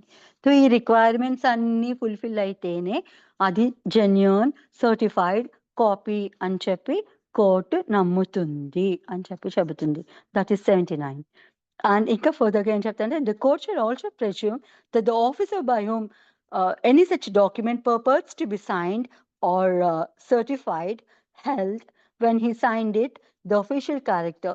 అంటే ఏ ఆఫీసర్ అయితే ఆ పర్టిక్యులర్ డాక్యుమెంట్ మీద సైన్ చేశారో ట్రూ కాపీ అని అతను సీల్ వేశారో ఏమని డెసిగ్నేషన్ రాశారో అందులో, రైట్, ఆ డెసిగ్నేషన్ అతను అఫీషియల్ గా హోల్డ్ చేస్తున్నారు అని చెప్పి కోర్టు నమ్ముతుంది. బికాస్ కలెక్టర్ కెపాసిటీలో దాని మీద ఒక సీల్ వేసి నేమ్ రాశారు అనుకోండి, సో అది కలెక్టర్ ఇచ్చినట్టు. ఆ పర్సన్ ఆ పర్టికులర్ టైంకి కలెక్టర్ అన్న క్యారెక్టర్ లో ఉన్నారు అని చెప్పి అఫీషియల్ క్యారెక్టర్ లో కూడా కోర్టు ప్రిజంప్షన్ తీసుకుంటుంది. This is 79. అండ్ 80 చెబుతుంది presumption as to documents produced as record of evidence. Whenever document is produced before a court purported and stating to be a record or memorandum of evidence or any part of evidence given by a witness in a judicial proceeding or before any officer authorized by law to take such evidence, or to be a statement or confession by a prisoner or an accused person taken in accordance with law and purported to be signed by any judge or magistrate or by any officer as aforesaid, the court shall presume అటువంటి document ఎట్లా presume చేసుకుంటుంది that the document is genuine and that the statements as to circumstances under which it was taken and ఇది particular గా కోర్టులో సాక్ష్యం ఇచ్చి already record అయిపోయిన statements ఏమైతే ఉన్నాయో, కన్ఫెషన్స్ ఏమైతే ఉన్నాయో, డాక్యుమెంట్ ఏమైతే ఉందో కోర్టులో ఆల్రెడీ ఎవిడెన్స్ ఇచ్చి కోర్టు దాన్ని తీసుకొని అది ఆ కోర్టు ముద్ర దాని మీద వేసినప్పుడు అది జెన్యూన్ ఎవిడెన్స్ కిందనే కోర్టు ప్రెస్యూమ్ చేసుకుంటుంది. ఫర్దర్గా ఇంకెప్పుడైనా అటువంటి వాటిని తీసుకొని వెళ్ళి ఇంకొక కేసులో ఎవిడెన్స్ కింద ఇవ్వదలుచుకున్నప్పుడు అది జెన్యూన్ డాక్యుమెంటే అని చెప్పి కోర్టు ప్రిజంప్షన్ తీసుకునే తీరుతుంది. Shall presume, right? ఇది దేనికోసం చెప్పింది? As I told you before, కోర్టులో ఏదైనా ఎవిడెన్స్ ఇచ్చినప్పుడు, లేదంటే కోర్టులో మ్యాజిస్ట్రేట్ కానీ జడ్జ్ కానీ ఒక కన్ఫెషన్ స్టేట్మెంట్ కానీ జస్ట్ స్టేట్మెంట్ కానీ, కన్ఫెషన్స్ అయితే ఓన్లీ మ్యాజిస్ట్రేట్స్ రికార్డ్ చేస్తారు 164 కింద, and statements judge కూడా రికార్డ్ చేయొచ్చు. Statement relates to both civil and criminal, but confession is only a statement made by accused accepting his own guilt. అతనే తప్పు చేశాడని కనుక యాక్సెప్ట్ చేస్తే, అటువంటి స్టేట్మెంట్ ఏమైతే ఉందో నేరం చేశాడని కనుక యాక్సెప్ట్ చేస్తే దాన్ని కన్ఫెషన్ అంటారు. అది ఓన్లీ క్రిమినల్ కేసెస్ కి మాత్రమే సంబంధించి. సో ఏదైనా ఒక కన్ఫెషన్ కానీ ఏదైనా ఒక స్టేట్మెంట్ కానీ సెక్షన్ 64 ఆఫ్ సిఆర్పిసి కింద ఒక మ్యాజిస్ట్రేట్, మెట్రోపాలిటన్ మ్యాజిస్ట్రేట్ కానీ జ్యుడిషియల్ మ్యాజిస్ట్రేట్ కానీ రికార్డు చేస్తే అటువంటి స్టేట్మెంట్స్ ఏవైతే ఉన్నాయో ఆల్రెడీ ప్రీవియస్ కేసులో నమోదై ఎక్కడో దగ్గర రికార్డ్ అయి ఉంటే కోర్టులో, అటువంటి దాన్ని తీసుకొచ్చి వేరొక కేసులో ఎవిడెన్స్ కింద ఇవ్వదలుచుకుంటే అది జెన్యూన్ డాక్యుమెంట్ కింద కోర్టు కన్సిడర్ చేస్తుంది. ఈ section 80. And then section 81, presumption as to gazettes, newspapers, private acts of parliament or other documents. ఒక పార్లమెంటరీ యాక్టివిటీస్ కి సంబంధించి, వాళ్ళ యాక్ట్స్ కి సంబంధించి, లేదా న్యూస్ పేపర్స్ కి సంబంధించి, గవర్నమెంట్ పబ్లిష్ చేసే గెజెట్ నోటిఫికేషన్స్ ఉంటాయి కదా, గెజెట్స్ కి సంబంధించి కోర్ట్ ఏం ప్రిజంప్షన్ తీసుకుంటుంది, ఎప్పుడు తీసుకుంటుంది? The court shall presume the genuineness of a document purporting to be London gazette. ఇది అప్పట్లో యాక్ట్ కాబట్టి, అప్పుడు వాళ్ళు మనల్ని రూల్ చేశారు కాబట్టి దానికోసం చెప్పారు. లండన్ గజెట్ కి సంబంధించి ఏదైనా ఒక డాక్యుమెంట్ అయినా, or any official gazette, London gazette కాకపోతే ఇంకా ఇతరత్ర ఏ ఫారెన్ కంట్రీస్ అయినా దానికి సంబంధించి గజెట్ అయినా సరే, right, of A colony, dependency, position of British crown, అంటే ఏ రాష్ట్రాలు, దేశాలు బ్రిటిష్ క్రౌన్ కి అండర్ కింద ఉన్నాయో వాటి తాలూకా డాక్యుమెంట్స్ అన్నమాట. ఓకే, గెజెట్ డాక్యుమెంట్స్ ఏమైతే ఉంటాయో ఆయా కంట్రీస్ కి, ఆయా స్టేట్స్ కి సంబంధించి అటువంటివి అనమాట. Okay, of the British crown, or to be newspaper or journal, public గా పబ్లిష్ చేసిన న్యూస్ పేపర్ ఏమైతే ఉందో ఆ న్యూస్ పేపర్ కానీ జర్నల్ కానీ, or to be the copy of a private act of parliaments వాళ్ళు చేసుకున్న ప్రైవేట్ యాక్ట్స్ ఏమైనా సరే. ప్రైవేట్ యాక్ట్స్ అంటే పర్సనల్ యాక్ట్స్ అని కాదండి. ఇప్పుడు పబ్లిక్ కి సంబంధించిన యాక్ట్స్ చేస్తారు, వాళ్ళ ప్రొసీడింగ్స్ కి సంబంధించి వాళ్ళే కొన్ని యాక్ట్స్ చేసుకుంటారు, అవి ప్రైవేట్ యాక్ట్స్ అనమాట. సో అటువంటి యాక్ట్స్ కి సంబంధించి of the parliament of the united kingdom printed by queen's printer, ఇవి అలాంటివి ఒఫీషియల్ గా ఒక ప్రెస్ నుంచి మాత్రమే ప్రింట్ అవుతుంది. దాన్ని క్వీన్స్ ప్రెస్ అని చెప్పి పిలిచేవారు అప్పట్లో. సో అక్కడ ప్రింట్ అయిన డాక్యుమెంట్స్ ఏమైతే ఉన్నాయో అవన్నీ జెన్యూన్ డాక్యుమెంట్సే, ప్రాపర్ కస్టడీ నుంచి వచ్చి వాళ్ళు పబ్లిష్ చేసిన డాక్యుమెంటే అని చెప్పి కోర్టు ప్రిజంప్షన్ తీసుకుంటుంది. అది కాకపోతే కాదు అని చెప్పి ఏమైనా ఎవిడెన్స్ ఉంటే అవతల పార్టీ రిబట్ చేసుకోవచ్చు. This is about documents relating to gazettes, newspapers or acts of parliaments, right? And 81 ఏం చెప్తుందంటే ఎలక్ట్రానిక్ ఫామ్. ఆబ్వియస్లీ నేను చెప్పాను, ఐటీ యాక్ట్ వచ్చిన తర్వాత ఎక్కడెక్కడ అవసరమో, ఎక్కడెక్కడ ఇన్ఫర్మేషన్ ఎలక్ట్రానిక్ ఫామ్ లో ఉంటుందో అటువంటివన్నీ ఎలక్ట్రానిక్ ఫామ్ లో ఉన్నవన్నీ అదొక document and it can be given as evidence అని కూడా చెప్పింది ఎలక్ట్రానిక్ ఎవిడెన్స్ ఫామ్ లో, రైట్. ఇప్పుడు దానికి సంబంధించి ఎలక్ట్రానిక్ ఫార్మ్‌కి సంబంధించి ఎవిడెన్స్ కోసం మాట్లాడుతుంది. Presumption as to gazettes in electronic forms. ఏ గెజెట్స్ అయితే ఎలక్ట్రానిక్ ఫార్మ్స్‌లో ఉండినాయో అటువంటి వాటి జెన్యూన్‌నెస్ గురించి ఎట్లా తీసుకోవాలి అనేది చెప్తుంది. The court shall presume the genuineness of every electronic document purported to be the official gazette or purporting to be the electronic record directed by any law to be kept by any person if such electronic record is kept substantially in the form required by law and is produced from proper custody. ఏ వ్యక్తి అయితే ఒక official gazette electronic ఫామ్‌లో ఆఫీషియల్‌గా hold చేసే right ఉండే వ్యక్తి ఉండినారో వారి proper custody నుంచి అలాంటి డాక్యుమెంట్ కనుక కోర్ట్‌లో ప్రొడ్యూస్ చేస్తే అది జెన్యూన్ డాక్యుమెంటే అని చెప్పి ప్రిజంప్షన్ తీసుకుని జెన్యూన్ ఎలక్ట్రానిక్ డాక్యుమెంట్ అని చెప్పి కోర్టు ప్రిజంప్షన్ తీసుకుంటుంది అని చెప్పి చెబుతుంది. 82 చెబుతుంది presumption as to document admissible in England without proof of seal or signature. జనరల్‌గా ఏదైనా డాక్యుమెంట్ ఆఫీషియల్ నుంచి వస్తే అది సీల్ అండ్ సిగ్నేచర్‌తో ఉంటేనే అది జెన్యూన్ డాక్యుమెంట్ కింద అసలు యాక్సెప్ట్ చేయాలంటే బేసిక్‌గా సీల్ అండ్ సిగ్నేచర్ ఉండాలి పబ్లిక్ ఆఫీసర్‌ది. కానీ సీల్ అండ్ సిగ్నేచర్ లేని డాక్యుమెంట్స్ కూడా ఎప్పుడు జెన్యూన్ డాక్యుమెంట్స్ కింద తీసుకోవచ్చు అనేది ఈ ప్రొవిజన్ చెప్తది. కానీ ఇది only documents relating to admissible in England. A documents అయితే ఇంగ్లాండ్‌లో సీల్ గాని, సిగ్నేచర్ లేకుండా గాని ఇంగ్లాండ్ కోర్ట్స్ అవి జెన్యూన్ డాక్యుమెంట్ కింద యాక్సెప్ట్ చేశారో సేమ్ అవి ఇండియాలో కూడా రికాగ్నైజ్ చేయండి. వాళ్ళే రికాగ్నైజ్ చేసుకున్నప్పుడు మీకు బాధేంటి? మీరే రికాగ్నైజ్ చేయండి. అవి జెన్యూన్ డాక్యుమెంట్స్ అని చెప్పి ఇండియన్ కోర్ట్స్‌కి చెబుతుంది. ఆ ప్రొవిజన్ ఇది.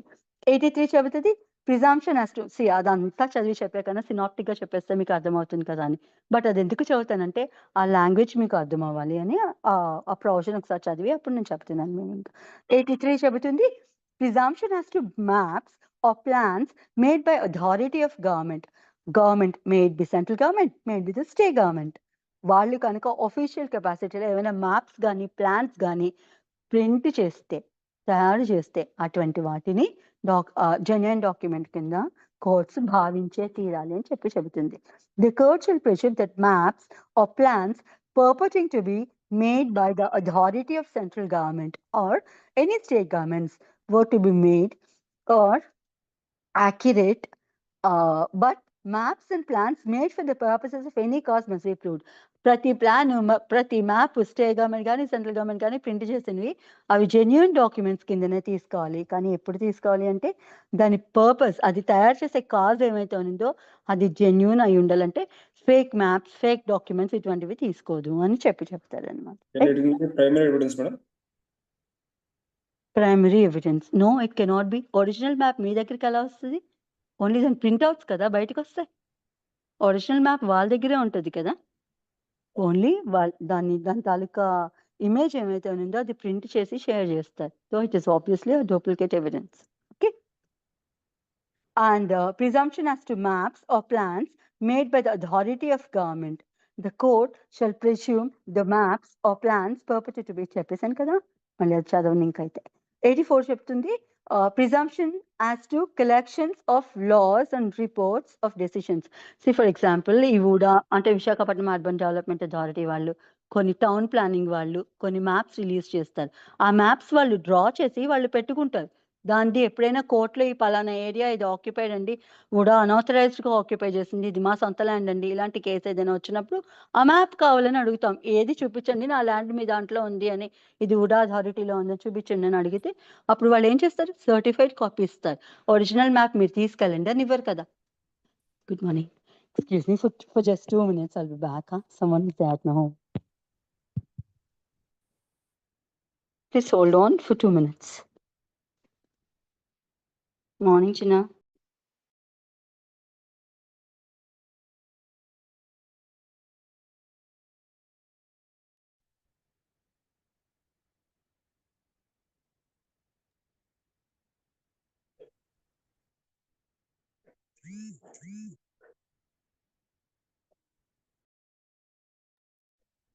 Madam good morning madam.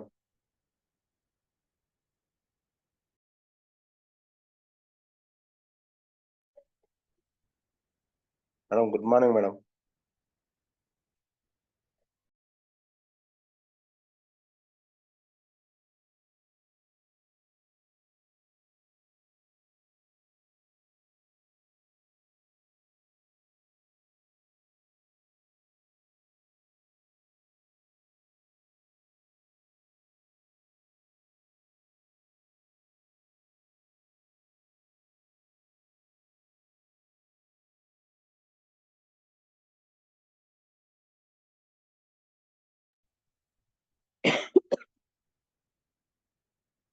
Sorry and thank you. 84 ఏం చెబుతుందంటే presumption as to collections of law and reports of decisions. ఏం లేదు, ఇది సింపుల్ గా లా బుక్స్ లో ఏమైతే ఉన్నిందో అది, అండ్ దెన్ ఈ లా కోర్ట్ ఇచ్చిన డెసిషన్స్ ఏమైతే ఉండినాయో అవి కనుక ప్రింటెడ్ ఫామ్ లో బుక్స్ లో ప్రింట్ చేస్తే అవి జెన్యూనే అని చెప్పి కోర్టు భావిస్తుంది అని చెప్పి చెప్తుంది. ఈ ఏఆర్స్ ఉన్నాయి కదా, all India reports, supreme court decisions, SSC, ఇటువంటివన్నీ ఉంటాయి కదా, డైజెస్ట్ అని, సుప్రీం కోర్ట్ డైజెస్ట్ అని, ఇటువంటివి, లేకపోతే ఏఎల్టీస్, ఆంధ్రాలో జర్నల్స్ అని, ఇటువంటివన్నీ ఇందులో రిపోర్టెడ్ జడ్జ్మెంట్స్ అవి ఉంటాయి కదా, ఇవన్నీ జెన్యూనే. అండ్ లా బుక్స్ లో ఉన్న కంటెంట్స్ అన్ని కూడా జెన్యూనే అని చెప్పి కోర్టు నమ్ముతుంది అని. I'll read the section for you. The court shall presume the genuineness of every book purporting to be printed and published under the authority of government of the country and contain any of the laws of that country. Manam Berax Rao. Whatever, Berax kuda anukondi, కానీ అది government of India publish చేసిందే అయి ఉంటే కనుక అటువంటివన్నీ జెన్యూన్నే అని చెప్పి court భావించాలి అని చెప్పి చెబుతుంది. And of every book purporting to contain reports of decisions of the courts of such country. ఆ కంట్రీ తాలూకా కోర్టు ఇచ్చిన డెసిషన్స్ ఏమైనా సరే ఏదైనా బుక్ లో కనుక రికార్డ్ చేసి ఉంటే, ప్రింట్ చేసి ఉంటే అటువంటివన్నీ జెన్యూన్ రికార్డ్సే అని చెప్పి నమ్ముతుంది. ఇస్ 84. 85 ఏం చెప్తుందంటే presumption as to power of attorney. Powers of attorneys ఉంటాయి కదా, అటువంటి వాటి జెన్యూనెస్ గురించి. The court shall presume that every document purporting to be the power of attorney and to have been executed before and authenticated by a notary public or any court or judge or magistrate. వాళ్ళు Indian consul కి సంబంధించి ఎవరైనా సరే, vice consul అయితే ఈ ambassadors వాళ్ళు ఉంటారు కదా, వాళ్ళు అనమాట. Of the central government was so executed and authenticated. ఈ పవర్స్ ఆఫ్ అటార్నీ కానీ ఎవరో యుఎస్ లో ఉంటారు, ఇండియాలో కేసు ఫైల్ చేయాల్సి వస్తుంది, వాళ్ళు పవర్ ఆఫ్ అటార్నీ ఇస్తారు. అటువంటిది జెన్యూన్ అని చెప్పి కన్సర్న్డ్ ఆఫీసర్ కనుక ఎవరైనా సర్టిఫై చేస్తే, నోటరీ పబ్లిక్ కానీ, కోర్టులో జడ్జ్ కానీ, మ్యాజిస్ట్రేట్ కానీ, ఇటువంటి వాళ్ళు ఎవరైనా సరే, ఎంబసీలో ఉన్న అంబాసిడర్స్ కానీ ఎవరైనా సరే దాన్ని కనుక నోటరైజ్ చేస్తే లేదా వాళ్ళ సీల్ వేస్తే అటువంటివి జెన్యూన్ పవర్స్ ఆఫ్ అటార్నీ అని చెప్పి నమ్ముతారు అనమాట. Okay, multiple things. Power of అటార్నీకి పవర్ ఆఫ్ అటార్నీస్ అనడానికి లేదు, పవర్స్ ఆఫ్ అటార్నీ అంటారు. అటార్నీ ఒకడే ఉంటాడు, మనం బోల్డ్ రాసుకుంటాం కాబట్టి అందులోను వివిధ రకాలైన పవర్ ఆఫ్ అటార్నీ ఉంటాయి కాబట్టి అతని పవర్స్ ఆఫ్ అటార్నీ అంటారు. డూప్లికేట్ మల్టిపుల్ యూసేజ్లో అనమాట. And then plural usage, actually correct word అయితే సింగులర్ ప్లూరల్ ఉంటాయి కదా, సో పవర్ ఆఫ్ అటార్నీకి ప్లూరల్ పవర్స్ ఆఫ్ అటార్నీ. 85 ఏ చెబుతుంది presumption as to electronic agreements కి సంబంధించి. అంటే మనం ఒకరు యుఎస్ లో ఉంటారు, నేను యుఎస్ లో ఉండిన చాలా మంది పార్ట్నర్స్ తో నేను అగ్రిమెంట్స్ ఎంటర్ అయి ఉంటున్నాను. అవి ఎట్లా అంటే మేము పేపర్ రాసుకొని నేను ఇప్పుడు అది పంపించి వాళ్ళు దాని మీద సైన్ చేసి మళ్ళీ ఇప్పుడు పంపించి, ఇప్పుడు ఆ సెనారియో లేదు, ఇప్పుడు అంతా సిస్టమ్ లో అయిపోతుంది. నేను ఒక అగ్రిమెంట్ డ్రాఫ్ట్ చేస్తాను, నేను ఈ సైన్ చేస్తాను, ఎలక్ట్రానిక్ సిగ్నేచర్ చేసేస్తాను, నేను వారికి దాన్ని మెయిల్ ద్వారా పంపిస్తాను, వాళ్ళు దాన్ని కూడా ఏమైనా డ్రాఫ్ట్ చేయాల్సిన యాడ్ చేయాల్సిన వాళ్ళు అవన్నీ చూసుకొని వాళ్ళు కూడా సంతకం పెట్టేస్తారు, ఎలక్ట్రానిక్ సంతకం. సో ఆబ్వియస్లీ అగ్రిమెంట్ కాంట్రాక్ట్ అయిపోయినట్టే. అటువంటివి ఎప్పుడు జెన్యూన్ అని చెప్తున్నారు అనమాట. Presumption as to electronic agreements. The court shall presume that every electronic record purporting to be an agreement containing the electronic signatures of the parties was so concluded by affixing electronic signature. ఒక electronical గా కనుక ఏదైనా ఒక document కనుక మేము తయారు చేసుకొని ఉంటే అది జెన్యూనా కాదా అని క్వశ్చన్ వస్తే అందులో కనుక ఎలక్ట్రానిక్ సిగ్నేచర్ కనుక ఉంటే పార్టీస్ది అది జెన్యూనే అని చెప్పి కోర్టు ప్రిజ్యూమ్ చేసుకుంటుంది. ఇది కూడా shall presume. And then 65 ABC నేను చెప్పాను కదా, ఇవి ఐటీ యాక్ట్ వచ్చిన తర్వాత ఇవన్నీ ఇంట్రడ్యూస్ చేసిన యాక్ట్స్ అనమాట. Presumption as to electronic records and electronic signatures. ఇప్పుడు ఇందాక ఎలక్ట్రానిక్ అగ్రిమెంట్స్ కోసం చదువుకున్నాము, ఇప్పుడు ఎలక్ట్రానిక్ రికార్డ్స్ అండ్ సిగ్నేచర్ కోసం చదువుకుంటాం. In any proceedings involving a secure electronic record అంటే a record which cannot be tampered by any means, right? దాన్ని ఒక official కెపాసిటీలో హోల్డ్ చేసి రికార్డ్ చేసి పెట్టిన రికార్డ్ అనమాట అది. In any proceedings involving a secure electronic record the court shall presume unless contrary is proved, దానికి విరుద్ధంగా ఇంకా ఎవరైనా ప్రూవ్ చేస్తే తప్పితే the secure electronic record has not been altered. నేను చెప్పాను కదా, ట్యాంపర్ చేయడానికి ఆల్టర్ చేయడానికి వీళ్ళని డాక్యుమెంట్ని సెక్యూర్ ఎలక్ట్రానిక్ రికార్డ్ అంటారు.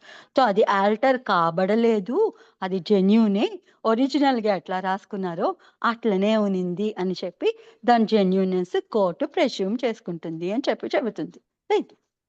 And in proceeding involving electronic signature కి సంబంధించి the court shall presume unless the contrary is proved that the secure electronic signature is affixed by the subscriber. నేను నా సిగ్నేచర్ ఇది, ఎలక్ట్రానిక్ సిగ్నేచర్ నాది ఇది అని చెప్పి నేను నమోదు చేసుకుంటాను. రైట్. సో అటువంటి నేను సబ్స్క్రైబర్ అవుతాను అప్పుడు. సో అటువంటి సబ్స్క్రైబర్స్ ఎవరైతే ఉంటున్నారో వాళ్ళు అట్లా నమోదు చేసుకున్న ఎలక్ట్రానిక్ సిగ్నేచర్ ఏమైతే ఉందో అది జెన్యూనే అని చెప్పి కోర్టు ప్రిజంప్షన్ తీసుకుంటుంది. ఇంతకు మించి ఏం అవసరం లేదు అందులో. 65B 85B అయిపోతుంది. అండ్ 85C చెబుతుంది presumption as to electronic signature certificates. ఇప్పుడు ఎలక్ట్రానికల్లీ సైన్ చేసిన సర్టిఫికేట్స్ ఏమైతే ఉండినాయో వాటి జెన్యూన్నెస్ గురించి ప్రిజంప్షన్ కోర్ట్ ఏం తీసుకుంటుంది, the court shall presume unless contrary is proved, విరుద్ధంగా ప్రూవ్ అయినప్పుడు తప్పితే the information listed in the electronic signature certificate is correct, except for the information specified as subscriber information which has not been verified if the certificate was accepted by the subscriber. ఇందులో certificates ఇస్తారు, electronical గా కూడా certificates ఇస్తారు కదా. So అలాంటప్పుడు దాని మీద నేను ఆల్రెడీ సైన్ చేసి నేను ఏదైనా ఒక కంటెంట్ దీన్ని యాక్సెప్ట్ చేయండి అని చెప్పి నేను వాళ్ళకి ఇచ్చినప్పుడు వాళ్ళు కూడా వాళ్ళు ముద్ర వేసినప్పుడు నా సిగ్నేచర్ చేయను అని చెప్పి అందులోను ప్రిజంప్షన్ తీసుకుంటుంది court. Right. This is 85C. అంటే 86 చెప్తుంది presumption as to certified copies of foreign judicial records. మన ఇందాక మన ఇండియన్ రికార్డ్స్ కోసం, ఇండియన్ లాస్ కోసం మాట్లాడుకున్నాం. ఇది ఇక్కడ ఫారిన్ జ్యుడిషియల్ రికార్డ్స్ కోసం మాట్లాడుతుంది. ఏదైనా ఒక ఫారిన్ కంట్రీ వాళ్ళు ఆఫీషియల్గా ప్రింట్ చేసుకున్న లాకి సంబంధించిన బుక్స్ ఏమైతే ఉన్నాయో లేదా జ్యుడిషియల్ ప్రొసీడింగ్ కి సంబంధించిన ఈ కేసులో వాళ్ళు ప్రింట్ చేసుకుంటారు కదా, అటువంటివి ఏవైనా సరే ఒక ప్రాపర్ ఆఫీసర్ దగ్గర నుంచి కనుక అవి ప్రింట్ కాబడితే అటువంటివి జెన్యూనే అని చెప్పి కోర్టు ప్రిజంప్షన్ తీసుకుంటుంది అని చెప్పి చెబుతుంది. ఇది కూడా షాల్ ప్రెస్యూమ్ కాదు, ఇది మే ప్రెస్యూమ్. ఓకే. ఇది 86లో ఏం చెప్తారంటే the court May presume that any document, because అది ఫారిన్ కంట్రీ నుంచి వేరొకరు ఎవిడెన్స్ కింద తెచ్చుకుంటున్నారు. ఇవి ఎక్కడ ఉపయోగపడతాయంటే డివోర్స్ కేసెస్లో. ఇప్పుడు అబ్రాడ్లో ఎవరో ఉంటారు, ఇండియా నుంచి వెళ్తారు, అక్కడ వైఫ్ అండ్ హస్బెండ్ ఇక్కడ పెళ్లి చేసుకుని అక్కడికి వెళ్తారు, అక్కడ కొట్టుకు చేస్తారు, డైవర్స్కి అప్లై చేసుకుంటారు, డైవర్స్ తెచ్చుకుంటారు. ఆ డైవర్స్ వ్యాలిడా కాదా అంటే దానికి మళ్ళీ ఇక్కడ ప్రాసెస్ ఉంది. ఇక్కడ కోర్ట్స్ లో సర్టిఫై చేయించుకోవాలి డైవర్స్. నా divorce as it is valid కాదు, ఇండియన్ కోర్ట్స్ లో దాన్ని ఎనబుల్ చేయించుకోవాలన్నమాట. ఓకే. సో వాటికి సంబంధించి ఫారిన్ జడ్జ్మెంట్స్ ఇలాంటివి ఏమైనా వస్తాయి. ఇప్పుడు కాంట్రాక్ట్స్ ఉన్నాయి, నేను ఇందాక చెప్పినట్టు నాకు కొంతమంది క్లయింట్స్ ఉన్నారు యూఎస్లో, వాళ్ళతో నేను చాలా కాంట్రాక్ట్స్లో ఎంటర్ అయ్యాను. వాళ్ళకి నాకు ఏదైనా డిస్ప్యూట్ వచ్చింది, వాళ్ళు ఏదైనా వాళ్ళ కోర్టులో అక్కడ కేసు వేసుకుంటారు, వాళ్ళకి ఫేవరబుల్గా తెచ్చుకుంటారు. అది ఇక్కడ ప్రూవ్ చేయాలంటే again it has a certain thing. So ఇక్కడ ప్రాసెస్ ఏమైతే ఉందో యూజువల్లీ డిస్ట్రిక్ట్ కోర్టులో మళ్ళీ సూట్ ఫైల్ చేసుకొని దాని జెన్యూనెస్ ప్రూవ్ చేసుకోవాలి. అదేమో అక్కడ పర్టికులర్ ఆఫీసర్ ఎవరైతే ఉన్నారో ఆ కోర్టు తాలూకా ఆఫీసర్ వారు మాత్రమే ఇవ్వాలి. అది ఇలాంటి రూల్స్ అవన్నీ ఉంటాయన్నమాట. అక్కడ నుంచి సర్టిఫికేట్ తెచ్చుకోవాలి ఆఫీసర్ దగ్గర నుంచి, ఆ పర్టికులర్ జడ్జ్మెంట్ ఆ పర్టికులర్ కోర్టు ఇచ్చిందని, ఇవన్నీ ఉంటాయన్నమాట. సో ఇవన్నీ ప్రూవ్ అయితే తప్పితే అది దాన్ని ఎన్ఫోర్స్ చేసుకోవడం కుదరదు. సో ఆ డాక్యుమెంట్ జెన్యూనా కాదా, నువ్వు కరెక్ట్ చేసి తెచ్చుకున్నావు నాకేం తెలుసు, అందుకని this is May presume here. Okay, so the court may presume that any document purporting to be a certified copy of any judicial record of any country not forming part of India, ఇండియాలో part కాని country ఏమైతే ఉందో foreign country, అక్కడి నుంచి కనుక ఏదైనా judicial record కనుక తెచ్చుకుంటే or of her majesty obviously belongs to England. Right. ఆ క్వీన్ కి సంబంధించి హర్ మెజెస్టీస్ డొమినియన్స్, లేదా అది ఆ క్వీన్ కి అండర్లో ఉండిన డొమినియన్స్ అంటే రాష్ట్రాలు అనమాట. ఏ అయితే ప్లేసెస్ అనమాట, రీజియన్స్, ఏ కంట్రీస్ అయితే ఆమె అండర్లో ఉండినాయో అక్కడ అలాంటి కంట్రీస్ నుంచి మీరు ఏమైనా జ్యుడిషియల్ డెసిషన్ తెచ్చుకుంటే అది కూడా right is genuine and accurate. జనరల్‌గా కోర్టు ప్రెజ్యూమ్ చేసుకోవచ్చు. అవి జెన్యూనే అని ప్రిజమ్ చేసుకోవచ్చు. ఎప్పటి వరకు? దానికి నమ్మకం ఉన్నంత వరకు అది ప్రెజ్యూమ్ చేసుకుంటుంది. లేదా అవతలి వ్యక్తి రెబట్ చేసినంత వరకు ప్రెజ్యూమ్ చేసుకుంటుంది. లేదు దీనికి ఇంకా అనుమానం ఉంది. నేను నమ్మను ఈ సర్టిఫికేట్‌ని, ఇంకేమైనా ఎవిడెన్స్ తీసుకురా, ఇది నిజమే, ఆ పర్టిక్యులర్ కోర్ట్స్ ఇచ్చాయని అని చెప్పి నేను అడగొచ్చు. So this is may presume about judicial records. Then ఇంకా 87 చెబుతుంది presumption as to books, maps and charts. పుస్తకాల గురించి, మ్యాప్స్ గురించి, చార్ట్స్ గురించి ప్రిజంప్షన్స్ ఏమిటి? ఇక్కడి నుంచి అన్ని కొన్ని మే ప్రెజ్యూమే. ద కోర్ట్ మే ప్రెజ్యూమ్ 86 నుంచి మే ప్రెజ్యూమ్ వస్తుంది. 86 కన్నా ముందు 79 to 85 షాల్ ప్రెజ్యూమ్ అండ్ 86 నుంచి మిగతా ప్రొవిజన్స్ మే ప్రెజ్యూమ్ వస్తాయి. Right? The court may presume that any book to which it may refer for information on matters of public general interest. Public general interest కి సంబంధించి ఏవైనా books print చేసినా or that had published map or chart, the statements of which or relevant facts. అవి మన కేసుకి సంబంధించి అందులో ఉండిన కంటెంట్స్ ఏమైనా మనకి రెలెవెంట్ అయి ఉంటే and which is produced for its inspection. Court inspection కి మనం అది ప్రొడ్యూస్ చేసి ఉంటే and was written and published by the person and at the same time and place by whom as it is it purports to have been written or published. మనం parliamentary proceedings ని ఏదో issue అయింది, మనం writ వేసుకున్నాం కోర్టులోను, ఇలాంటివి తప్పుగా జరిగాయని. So అది మనం ఎవిడెన్స్ కింద ఇవ్వాలి. వాళ్ళు అఫీషియల్ గా పబ్లిష్ చేసిన ప్రొసీడింగ్స్ ఉంటాయి. ఆ ప్రొసీడింగ్స్ ని మనం తీసుకొని వచ్చి కోర్టులో ఇస్తే అది దాని టైం, మనం ఏ టైంలో జరిగింది, ఏ ప్లేస్ లో జరిగింది, ఏ పర్సన్ దాన్ని పబ్లిష్ చేశారు, అవన్నీ కనుక ఆ పర్టికులర్ టైంలో ఆ పర్టికులర్ పర్సన్ ఎవరైతే పబ్లిష్ చేయాలో వారు మాత్రమే పబ్లిష్ చేస్తే అటువంటి దాన్ని జెన్యూన్ డాక్యుమెంట్ అవ్వచ్చేమో అని ప్రిజంప్షన్ కోర్టు తీసుకోవచ్చు. రైట్? 88 చెబుతుంది presumption as to telegraphic messages. ఇది ఇప్పుడైతే లేవు, ఉండినాయో లేవో నాకు ఐడియా లేదు. బేసిక్గా బాగా నేను పుట్టిన ఇనీషియల్ డేస్లో అయితే వీటి కోసం నేను విన్నా. టెలిగ్రామ్స్ వచ్చేవి అని ఉంటాయి కదా, అవి టెలిగ్రాఫిక్ మెసేజెస్ అన్నమాట. దానికి ఒక కోడ్ ఉంటుంది. ఒరిజినల్ గా ఉన్న వర్డ్స్ ని కోడ్ లాంగ్వేజ్ లోను వేరొక ప్లేసెస్ కి టెలిగ్రామ్ ద్వారా పంపించేవారు. అప్పుడు ఫోన్ ఫెసిలిటీస్ అంత ఎక్కువ ఉండేవి కాదు.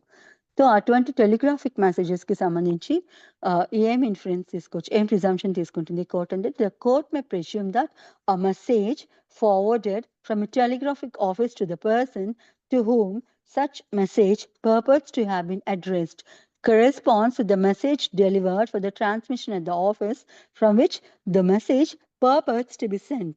But the court shall not make any presumption as to person by whom such message was delivered or transmission. ఇది కూడా అర్థం చేసుకోవడం కొంచెం కష్టం. ఏం చెబుతుందంటే కోర్టు ఒక ప్రిజంప్షన్ తీసుకోవచ్చు టెలిగ్రాఫిక్ మెసేజెస్ కి సంబంధించి. ఏమని అంటే, ఏ మెసేజ్ అయితే ఒక టెలిగ్రాఫ్ ఆఫీస్ నుంచి ఒక పర్సన్ కి డెలివర్ అయిందో, ఏ పర్సన్ అయితే ఆ మెసేజ్ పంపించారో ఆ మెసేజ్ ఆ పర్సన్ ఎలా చెప్పారో అట్లనే సేమ్ యాజ్ ఇట్ ఈస్ గా అదే పంపబడినట్టు ప్రిజంప్షన్ కోర్టు తీసుకుంటుంది. రైట్? కానీ ఇక్కడ ప్రిజంప్షన్ దేని గురించి అంటే కంటెంట్ గురించి, పర్సన్ గురించి కాదు. ఏ పర్సన్ పంపించాడు, అదే పర్సన్ పంపించాడా లేదా కోర్టుకి అనవసరం. ఇక్కడ కంటెంట్ గురించి మాత్రమే. సేమ్ ఆ పర్సన్ అదే మెసేజ్ కనుక ఆ కోర్టులో పంపించమని అతను అక్కడ చెప్పుంటే సేమ్ మెసేజ్ ఇక్కడ డెలివరీ అయిందా లేదా అంటే, టెలిగ్రాఫిక్ మెసేజెస్ లో వాళ్ళు మార్చాల్సిన అవసరం వాళ్ళకి ఉండదు. టెలిగ్రాఫ్ ఆఫీస్ వాళ్ళకి. So generally it is not corrupted. A message అయితే టెలిగ్రాఫిక్ మెసేజ్ వచ్చిందో అది ఒరిజినల్ సెండర్ ఏవైతే ఉన్నారో వాళ్ళు ఎట్లా పంపమని చెప్పారో సేమ్ అట్లానే పంపినట్టు, సో అది ఆ పర్సన్ పంపినట్టు, ఆ వ్యక్తి అట్లానే పంపమని చెప్పినట్టు ప్రిజంప్షన్ తీసుకుంటుంది కోర్ట్. అండ్ 89 చెబుతుంది ఈ కేసులో 65 ఇవ్వాలి మేడం. ఇప్పుడు అవి లేవండి. Don't spoil your head with all this things. General SMS madam ఇప్పుడు జనరల్ గా ఏంటంటే మనకి ఈమెయిల్స్ ఉన్నాయి కదా మేడం, ఆ టైప్ లో Yes. ఈమెయిల్స్ వచ్చాయి అనమాట సబ్స్టిట్యూటింగ్. అవునండి. బట్ ఎస్ఎంఎస్ వస్తుంది మేడం, మొబైల్ నుంచి ఎస్ఎంఎస్ వచ్చినప్పుడు వాటికి కూడా ఎలక్ట్రానిక్ డాక్యుమెంట్ ఎలా ప్రూవ్ చేసుకోవాలని చెప్పామో అట్లనే ప్రూవ్ చేసుకోవాలి. Because it is an electronic record. Anything you take out from a computer source, may it be your mobile, may it be your computer, may it be your laptop, may it be your tab, anything. అలాంటి computer sources నుంచి తీసిన ఏ information కైనా సరే 65Bలో చదువుకున్న conditions అన్నీ apply అవుతాయి. అవి fulfil చేస్తే మాత్రమే it will be accepted as a evidence, as a document, electronic document in the court. ఓకేనా అండి? Okay madam. రైట్. ఈమెయిల్స్ ఇవ్వాలన్నా సరే మనం 65B సర్టిఫికేట్ ఇవ్వాల్సిందే. లేదంటే ఏ మొబైల్ నుంచి అయితే మీరు ఆ మొబైల్స్ ఆ ఈమెయిల్స్ తీస్తున్నారో ఆ ఒరిజినల్ డాక్యుమెంట్ కింద కన్సిడర్ కాబడిన ఆ మొబైల్ అయినా సరే, ఆ కంప్యూటర్ అయినా సరే, ఆ ట్యాబ్ అయినా సరే మీరు కోర్టులో ప్రొడ్యూస్ చేసే తీయాలి. Right? This is about electronic evidence. And then ultimately 90 ఏం చెబుతుంది? 89 చెప్పానా? Presumption as to due execution etcetera. ఇది మాత్రం షల్ ప్రిజ్యూమ్ వస్తుందండి ఇక్కడ. నోట్ చేసుకోవాలి ఇవి. The presumption as to due మిమ్మల్ని మహా అడిగితే సెక్షన్స్ అడుగుతాడంతే. అది మే ప్రిజ్యూమా, షల్ ప్రిజ్యూమా అని ఉంటది. ఆబ్వియస్లీ మీరు ఆ సెక్షన్కి వెళ్ళి ఆ లాంగ్వేజ్ చూస్తే షల్లా మేయా ఉందా చూసుకుంటే సరిపోతుంది. ఇన్ కేస్ అడిగితే జనరల్గా ఇలాంటి తలతిక్క క్వశ్చన్స్ అడగరు మీకు. బికాస్ వాళ్ళు అడగడం, ఆ క్వశ్చన్ డ్రాఫ్ట్ చేయడమే వాళ్ళకి కష్టం అది. అందుకని చెప్పి అడగరు. బాగా అపూర్వ మేధావులు ఉంటే తప్పితే ఇలాంటి క్వశ్చన్స్ డ్రాఫ్ట్ చేయడం కష్టం అనమాట. అందుకని డోంట్ వరీ, మీకు దీనికి సంబంధించి పెద్దగా క్వశ్చన్స్ వస్తాయని నేను అనుకోను. ఓకే, బట్ స్టిల్ మీరు చదువుకోండి. 89లో ఏం చెప్తారంటే presumption as to due execution of documents not produced. Produce చేయమని అడిగిన డాక్యుమెంట్స్ ప్రొడ్యూస్ చేయకపోతే కోర్టు దానికి సంబంధించి ఏం ప్రిజంప్షన్ తీసుకుంటుంది అని. I'll tell you, కోర్టు ఒక నోటీస్ ఇస్తుంది ఒక వ్యక్తికి, పలానా డాక్యుమెంట్ కోర్టులో ప్రొడ్యూస్ చేయండి అని. మనం ఇలాంటివి చదువుకున్నాం మనం 66లోను. రైట్? అలా నోటీస్ ఇచ్చినప్పుడు కోర్టు ఆ వ్యక్తి ఆ డాక్యుమెంట్ ప్రొడ్యూస్ చేయకపోతే ఏమిటి దాని పర్యవసానం? అప్పుడు ప్రొడ్యూస్ చేయకపోతే ఆ డాక్యుమెంట్లో ఏమైతే కంటెంట్స్ ఉన్నాయో, ఎవరైతే సిగ్నేచర్ ఉందో అది దాని తాలూకా డూప్లికేట్ డాక్యుమెంట్ కనుక అవతల పార్టీ ఇస్తే అది జెన్యునే. ఆ డాక్యుమెంట్స్ ఎగ్జిస్ట్ అవుతుంది. అందులో ఉన్న కంటెంట్స్ అన్ని నిజమే. ఆ సిగ్నేచర్ కూడా ఆ డాక్యుమెంట్ మీద ఎవరైతే సంతకం పెట్టారో వారిదే అని చెప్పి ప్రిజంప్షన్ కోర్టు తీసుకునే తీరుతుంది. This is about 89. Presumption as to due execution. ఒక డాక్యుమెంట్ ని ఎగ్జిక్యూట్ చేయడం అంటే అర్థం నేను మీకు చెప్పాను. ఒక డాక్యుమెంట్ ని సంతకం పెడితే దాన్ని మనం డాక్యుమెంట్ ఎగ్జిక్యూట్ చేయడం అంటారు. Right? So this is about due execution etcetera of documents not produced. ఎవరు ప్రొడ్యూస్ చేయలేదు చదువుదాం. The courts will presume that every document call for అంటే పిలిచింది కోర్ట్ ఇవ్వమని, ఆ డాక్యుమెంట్ కోర్టు ప్రొడ్యూస్ చేయండి అని కోర్టు వారే అడిగారు. Or not produced after notice to produce. Rules section 66 రూల్స్లోను, సెక్షన్ 66 చదువుకున్నాను కదా, రూల్స్ ఉన్నాయి, రూల్స్ యాజ్ టు నోటీస్ అని. వాటి ప్రకారం కనుక కోర్టు ఆల్రెడీ నోటీస్ ఇచ్చి ఆ డాక్యుమెంట్ కనుక ఆ వ్యక్తి కనుక కోర్టులో ఇవ్వకపోతే కోర్టు ఏం ప్రిజంప్షన్ తీసుకుంటుంది? Or not produced after notice to produce was attested, stamped, executed in the manner required by law. ఆ డాక్యుమెంట్ ఏమైతే ఉందో అది అటెస్టెడ్ డాక్యుమెంట్, అది స్టాంప్డ్ డాక్యుమెంట్, అది executed in the manner required by law అంటే ఇంకా దాని తాలూకా దాని కంటెంట్స్ నిజం, దాంట్లో సిగ్నేచర్ నిజం, అందులో అటెస్ట్ చేసిన వ్యక్తులు అటెస్ట్ చేసినట్టే, అది స్టాంప్ కాబడినట్టే. Though it is not originally stamp కాబడినట్టే ప్రిజంప్షన్ తీసుకుంటుంది. This is 89. And then 90, presumption as to documents which is 30 years old. 30 ఏళ్ళ క్రితం డాక్యుమెంట్ అయితే దానికి సంబంధించి కోర్టు ఏం ప్రిజంప్షన్ తీసుకుంటుంది? వెన్ ఆ డాక్యుమెంట్, ఇది may presume, you have to notice. When where a document purported or proved to be 30 years old. ఒక వ్యక్తి ఒక డాక్యుమెంట్ 30 years old అంటే 30 ఏళ్ళ క్రితం ఎగ్జిక్యూట్ కాబడింది అని చెప్పి కోర్టులో ఒక వ్యక్తి ఆ డాక్యుమెంట్ తీసుకొచ్చి ప్రొడ్యూస్ చేసినప్పుడు కోర్టు ఏం చూస్తుందంటే అది ఆ పర్సన్ యొక్క కస్టడీ చూస్తుంది. ఏ వ్యక్తి యొక్క కస్టడీలో ఉంది అనేది చూస్తుంది అనమాట. I'll read this for you and then I'll explain. Where a document purported to be or proved to be 30 years old is produced from the custody from any custody which the court in the particular case considers proper. అది proper custody నుంచి వచ్చిన డాక్యుమెంటే, అది 30 సంవత్సరాల క్రితం execute చేసిన document అని చెప్తే అన్ని కనుక కోర్టులో ఇస్తే కోర్టు దానికి సంబంధించి ఏ ప్రిజంప్షన్ తీసుకుంటుందంటే the court may presume that the signature and every other part of such document which purports to be in the handwriting of any particular person is that పైన ఏం ప్రిజంప్షన్ వచ్చిందో సిమిలర్గా ఇది కూడా అంతే అనమాట. is the handwriting a signature of that person అనే presumption తీసుకుంటుంది. is in that person's handwriting and in case of document executed and attested it was duly executed and attested by the persons. ఎవరైతే అటెస్టర్స్ పేరు ఉంటుందో వాళ్ళే attest చేశారు, ఎవరైతే execute చేసిన వాళ్ళ ఎగ్జిక్యూటెన్స్ పేరు ఉంటుందో వాళ్ళే ఎగ్జిక్యూట్ చేశారు, అందులో కంటెంట్స్ అన్ని నిజమే అని. ఆ హ్యాండ్ రైటింగ్ అతనిదే. ఇది వరకు ప్రింటెడ్ ఉండేవి కాదు కదా, సహస్తాలతో రాసుకునే రైటింగ్ లో ఉండేది కదా. సో అటువంటి డాక్యుమెంట్ 30 years కింద డాక్యుమెంట్ ఒక ప్రాపర్ కస్టడీ నుంచి వస్తే, నా ఇల్లని నేను చెప్తాను, ఆ సేల్ డీడ్ నా పేరు మీద ఉండాలి, ఆ సేల్ డీడ్ నా దగ్గర ఉండాలి. నా దగ్గర కాక విజయవాడలో మరెవరి దగ్గర ఇంకెక్కడో ఉందనుకోండి ఆ సేల్ డాక్యుమెంట్, అది సేల్ డీడ్, దాన్ని తీసుకొని వచ్చి ఇది 30 years క్రిందటిదే, ఇది జెన్యున్ డాక్యుమెంట్, దీన్ని తీసుకోండి అని చెప్తే, అరే ఇది నీ కస్టడీలో ఎందుకుంది? Why? What is the reason for that? దానికి ఓనర్ వేరే, ఆమె బతికే ఉన్నారు, ఆమె దగ్గర ఉండాలి డాక్యుమెంట్ ఉంటే, లేదా వాళ్ళ ఇంట్లో వాళ్ళ దగ్గర ఉండాలి, లేదా ఆమె ఆథరైజ్ చేసిన అడ్వకేట్ దగ్గర ఉండాలి, లేదా ఇంకెవరినైనా అపాయింట్ చేస్తే కర్త ఇలాంటి వాళ్ళు వాళ్ళ దగ్గర ఉండాలి. మీరు హౌ ఆర్ యూ రిలేటెడ్, మీ దగ్గర ఎందుకు ఉంది డాక్యుమెంట్ అనేది ఫస్ట్ ఆ ప్రాపర్ కస్టడీలో ఉందా లేదా డాక్యుమెంట్ అనేది కోర్టు చూస్తుంది. ప్రాపర్ కస్టడీ నుంచే వచ్చింది. ఆ డాక్యుమెంట్ ఎవరి దగ్గర అయితే ఉండాలో వారి దగ్గరే 30 ఏళ్ళ పాటు లాఫుల్గా అతని కస్టడీలోనే కనుక ఉండుంటే అటువంటి డాక్యుమెంట్కి తగ్గ ప్రిజంప్షన్ ఏం తీసుకుంటుంది? అందులో ఏవైతే సిగ్నేచర్ ఉందో అది అతను చేసిందే, అందులో కంటెంట్స్ అతను రాసినవే, ఆ హ్యాండ్ రైటింగ్ అతనిదే, అటెస్టర్స్ ఎవరైనా ఉంటే వాళ్ళు ఆ అటెస్టర్స్ నేమ్స్ అందులో మెన్షన్ చేస్తుంటే వాళ్ళే ఆ డాక్యుమెంట్ అటెస్ట్ చేసినట్టు అన్న ప్రిజంప్షన్ తీసుకోవచ్చు. అంటే కోర్టు నమ్మొచ్చు, నమ్మకపోనవచ్చు. నమ్మింది అనుకోండి, నేను నమ్ముతున్నాను అని చెబుతుంది. నమ్మడం నా ఇష్టం, అది తో రిబట్ చేసుకోవాలంటే ఆపోజిట్ పార్టీ రిబట్ చేసుకుంటుంది, అయ్యా అది జెన్యున్ డాక్యుమెంట్ కాదు, manipulated thing, it is not from proper custody అని చెప్పి అట్లా అయినా కానీ, లేదంటే కోర్టుకి ఇంకా అనుమానం ఉంటే దీనికి సంబంధించి ఇంకా ఫర్దర్ ఎవిడెన్స్ ఇవ్వండి. 30 years ఉంది, ఓకే 30 years డాక్యుమెంటే మీ కస్టడీలో ఉంది, మీకు దీనికి ఏం సంబంధం అని చెప్పి నాకు ఎవిడెన్స్ ఇవ్వండి అని చెప్పి కోర్టు వారే స్వయాన అడగచ్చు. So this is May president, right? This is about presumptions. And 90A ఏముంటుందంటే presumptions as to electronic records. ఇందాక మనం నార్మల్ డాక్యుమెంట్ కోసం మాట్లాడుకున్నాం, ఇది ఎలక్ట్రానిక్ రికార్డ్స్ కోసం మాట్లాడుతాం. ఎలక్ట్రానిక్ రికార్డ్ కనుక 5 years ఓల్డ్ అయితే ఆ పర్టికులర్ వ్యక్తి ఎవరైతే ఎలక్ట్రానిక్ సిగ్నేచర్ చేసి ఉండినారో, already the section 5 where any electronic record purporting or proved to be 5 years old is produced from a custody which the court in the particular case, ఆ particular కేసుకి సంబంధించి considers proper, ఆ custody proper కస్టడీయే, correct కస్టడీలోనే ఉంది 5 ఏళ్ల పాటు అని చెప్పి court నమ్మితే, the court may presume the electronic signature which purpose to be the electronic signature of particular person, అందులో ఎవరైతే సిగ్నేచర్ ఉందో ఎలక్ట్రానిక్ సిగ్నేచర్ అది ఆ పర్టికులర్ పర్సన్ చేసింది అని చెప్పి నమ్మవచ్చు అని చెప్పి చెబుతుంది. This is 90A. 91 నుంచి కుదిరితే ఈవినింగ్ చదువుకుందామండి.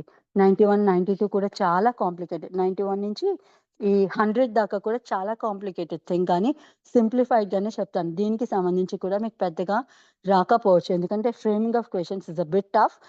కానీ ఇందులో ఏం అడగచ్చు అంటే ఇల్లుస్ట్రేషన్స్ అడగచ్చు. ఇల్లుస్ట్రేషన్స్ ఇంపార్టెంట్ అయి ఉండొచ్చు, రైట్? ఇల్లుస్ట్రేషన్ బేస్డ్ క్వశ్చన్స్ మాత్రమే దీని నుంచి అడిగే ఛాన్సెస్ ఉంటాయి. సో చదివితే ఆ సెక్షన్స్ ఎక్స్ప్లెయిన్ చేశాక ఇల్లుస్ట్రేషన్స్ మీరు చదువుకోండి. Let's meet in the evening again if possible. Okay.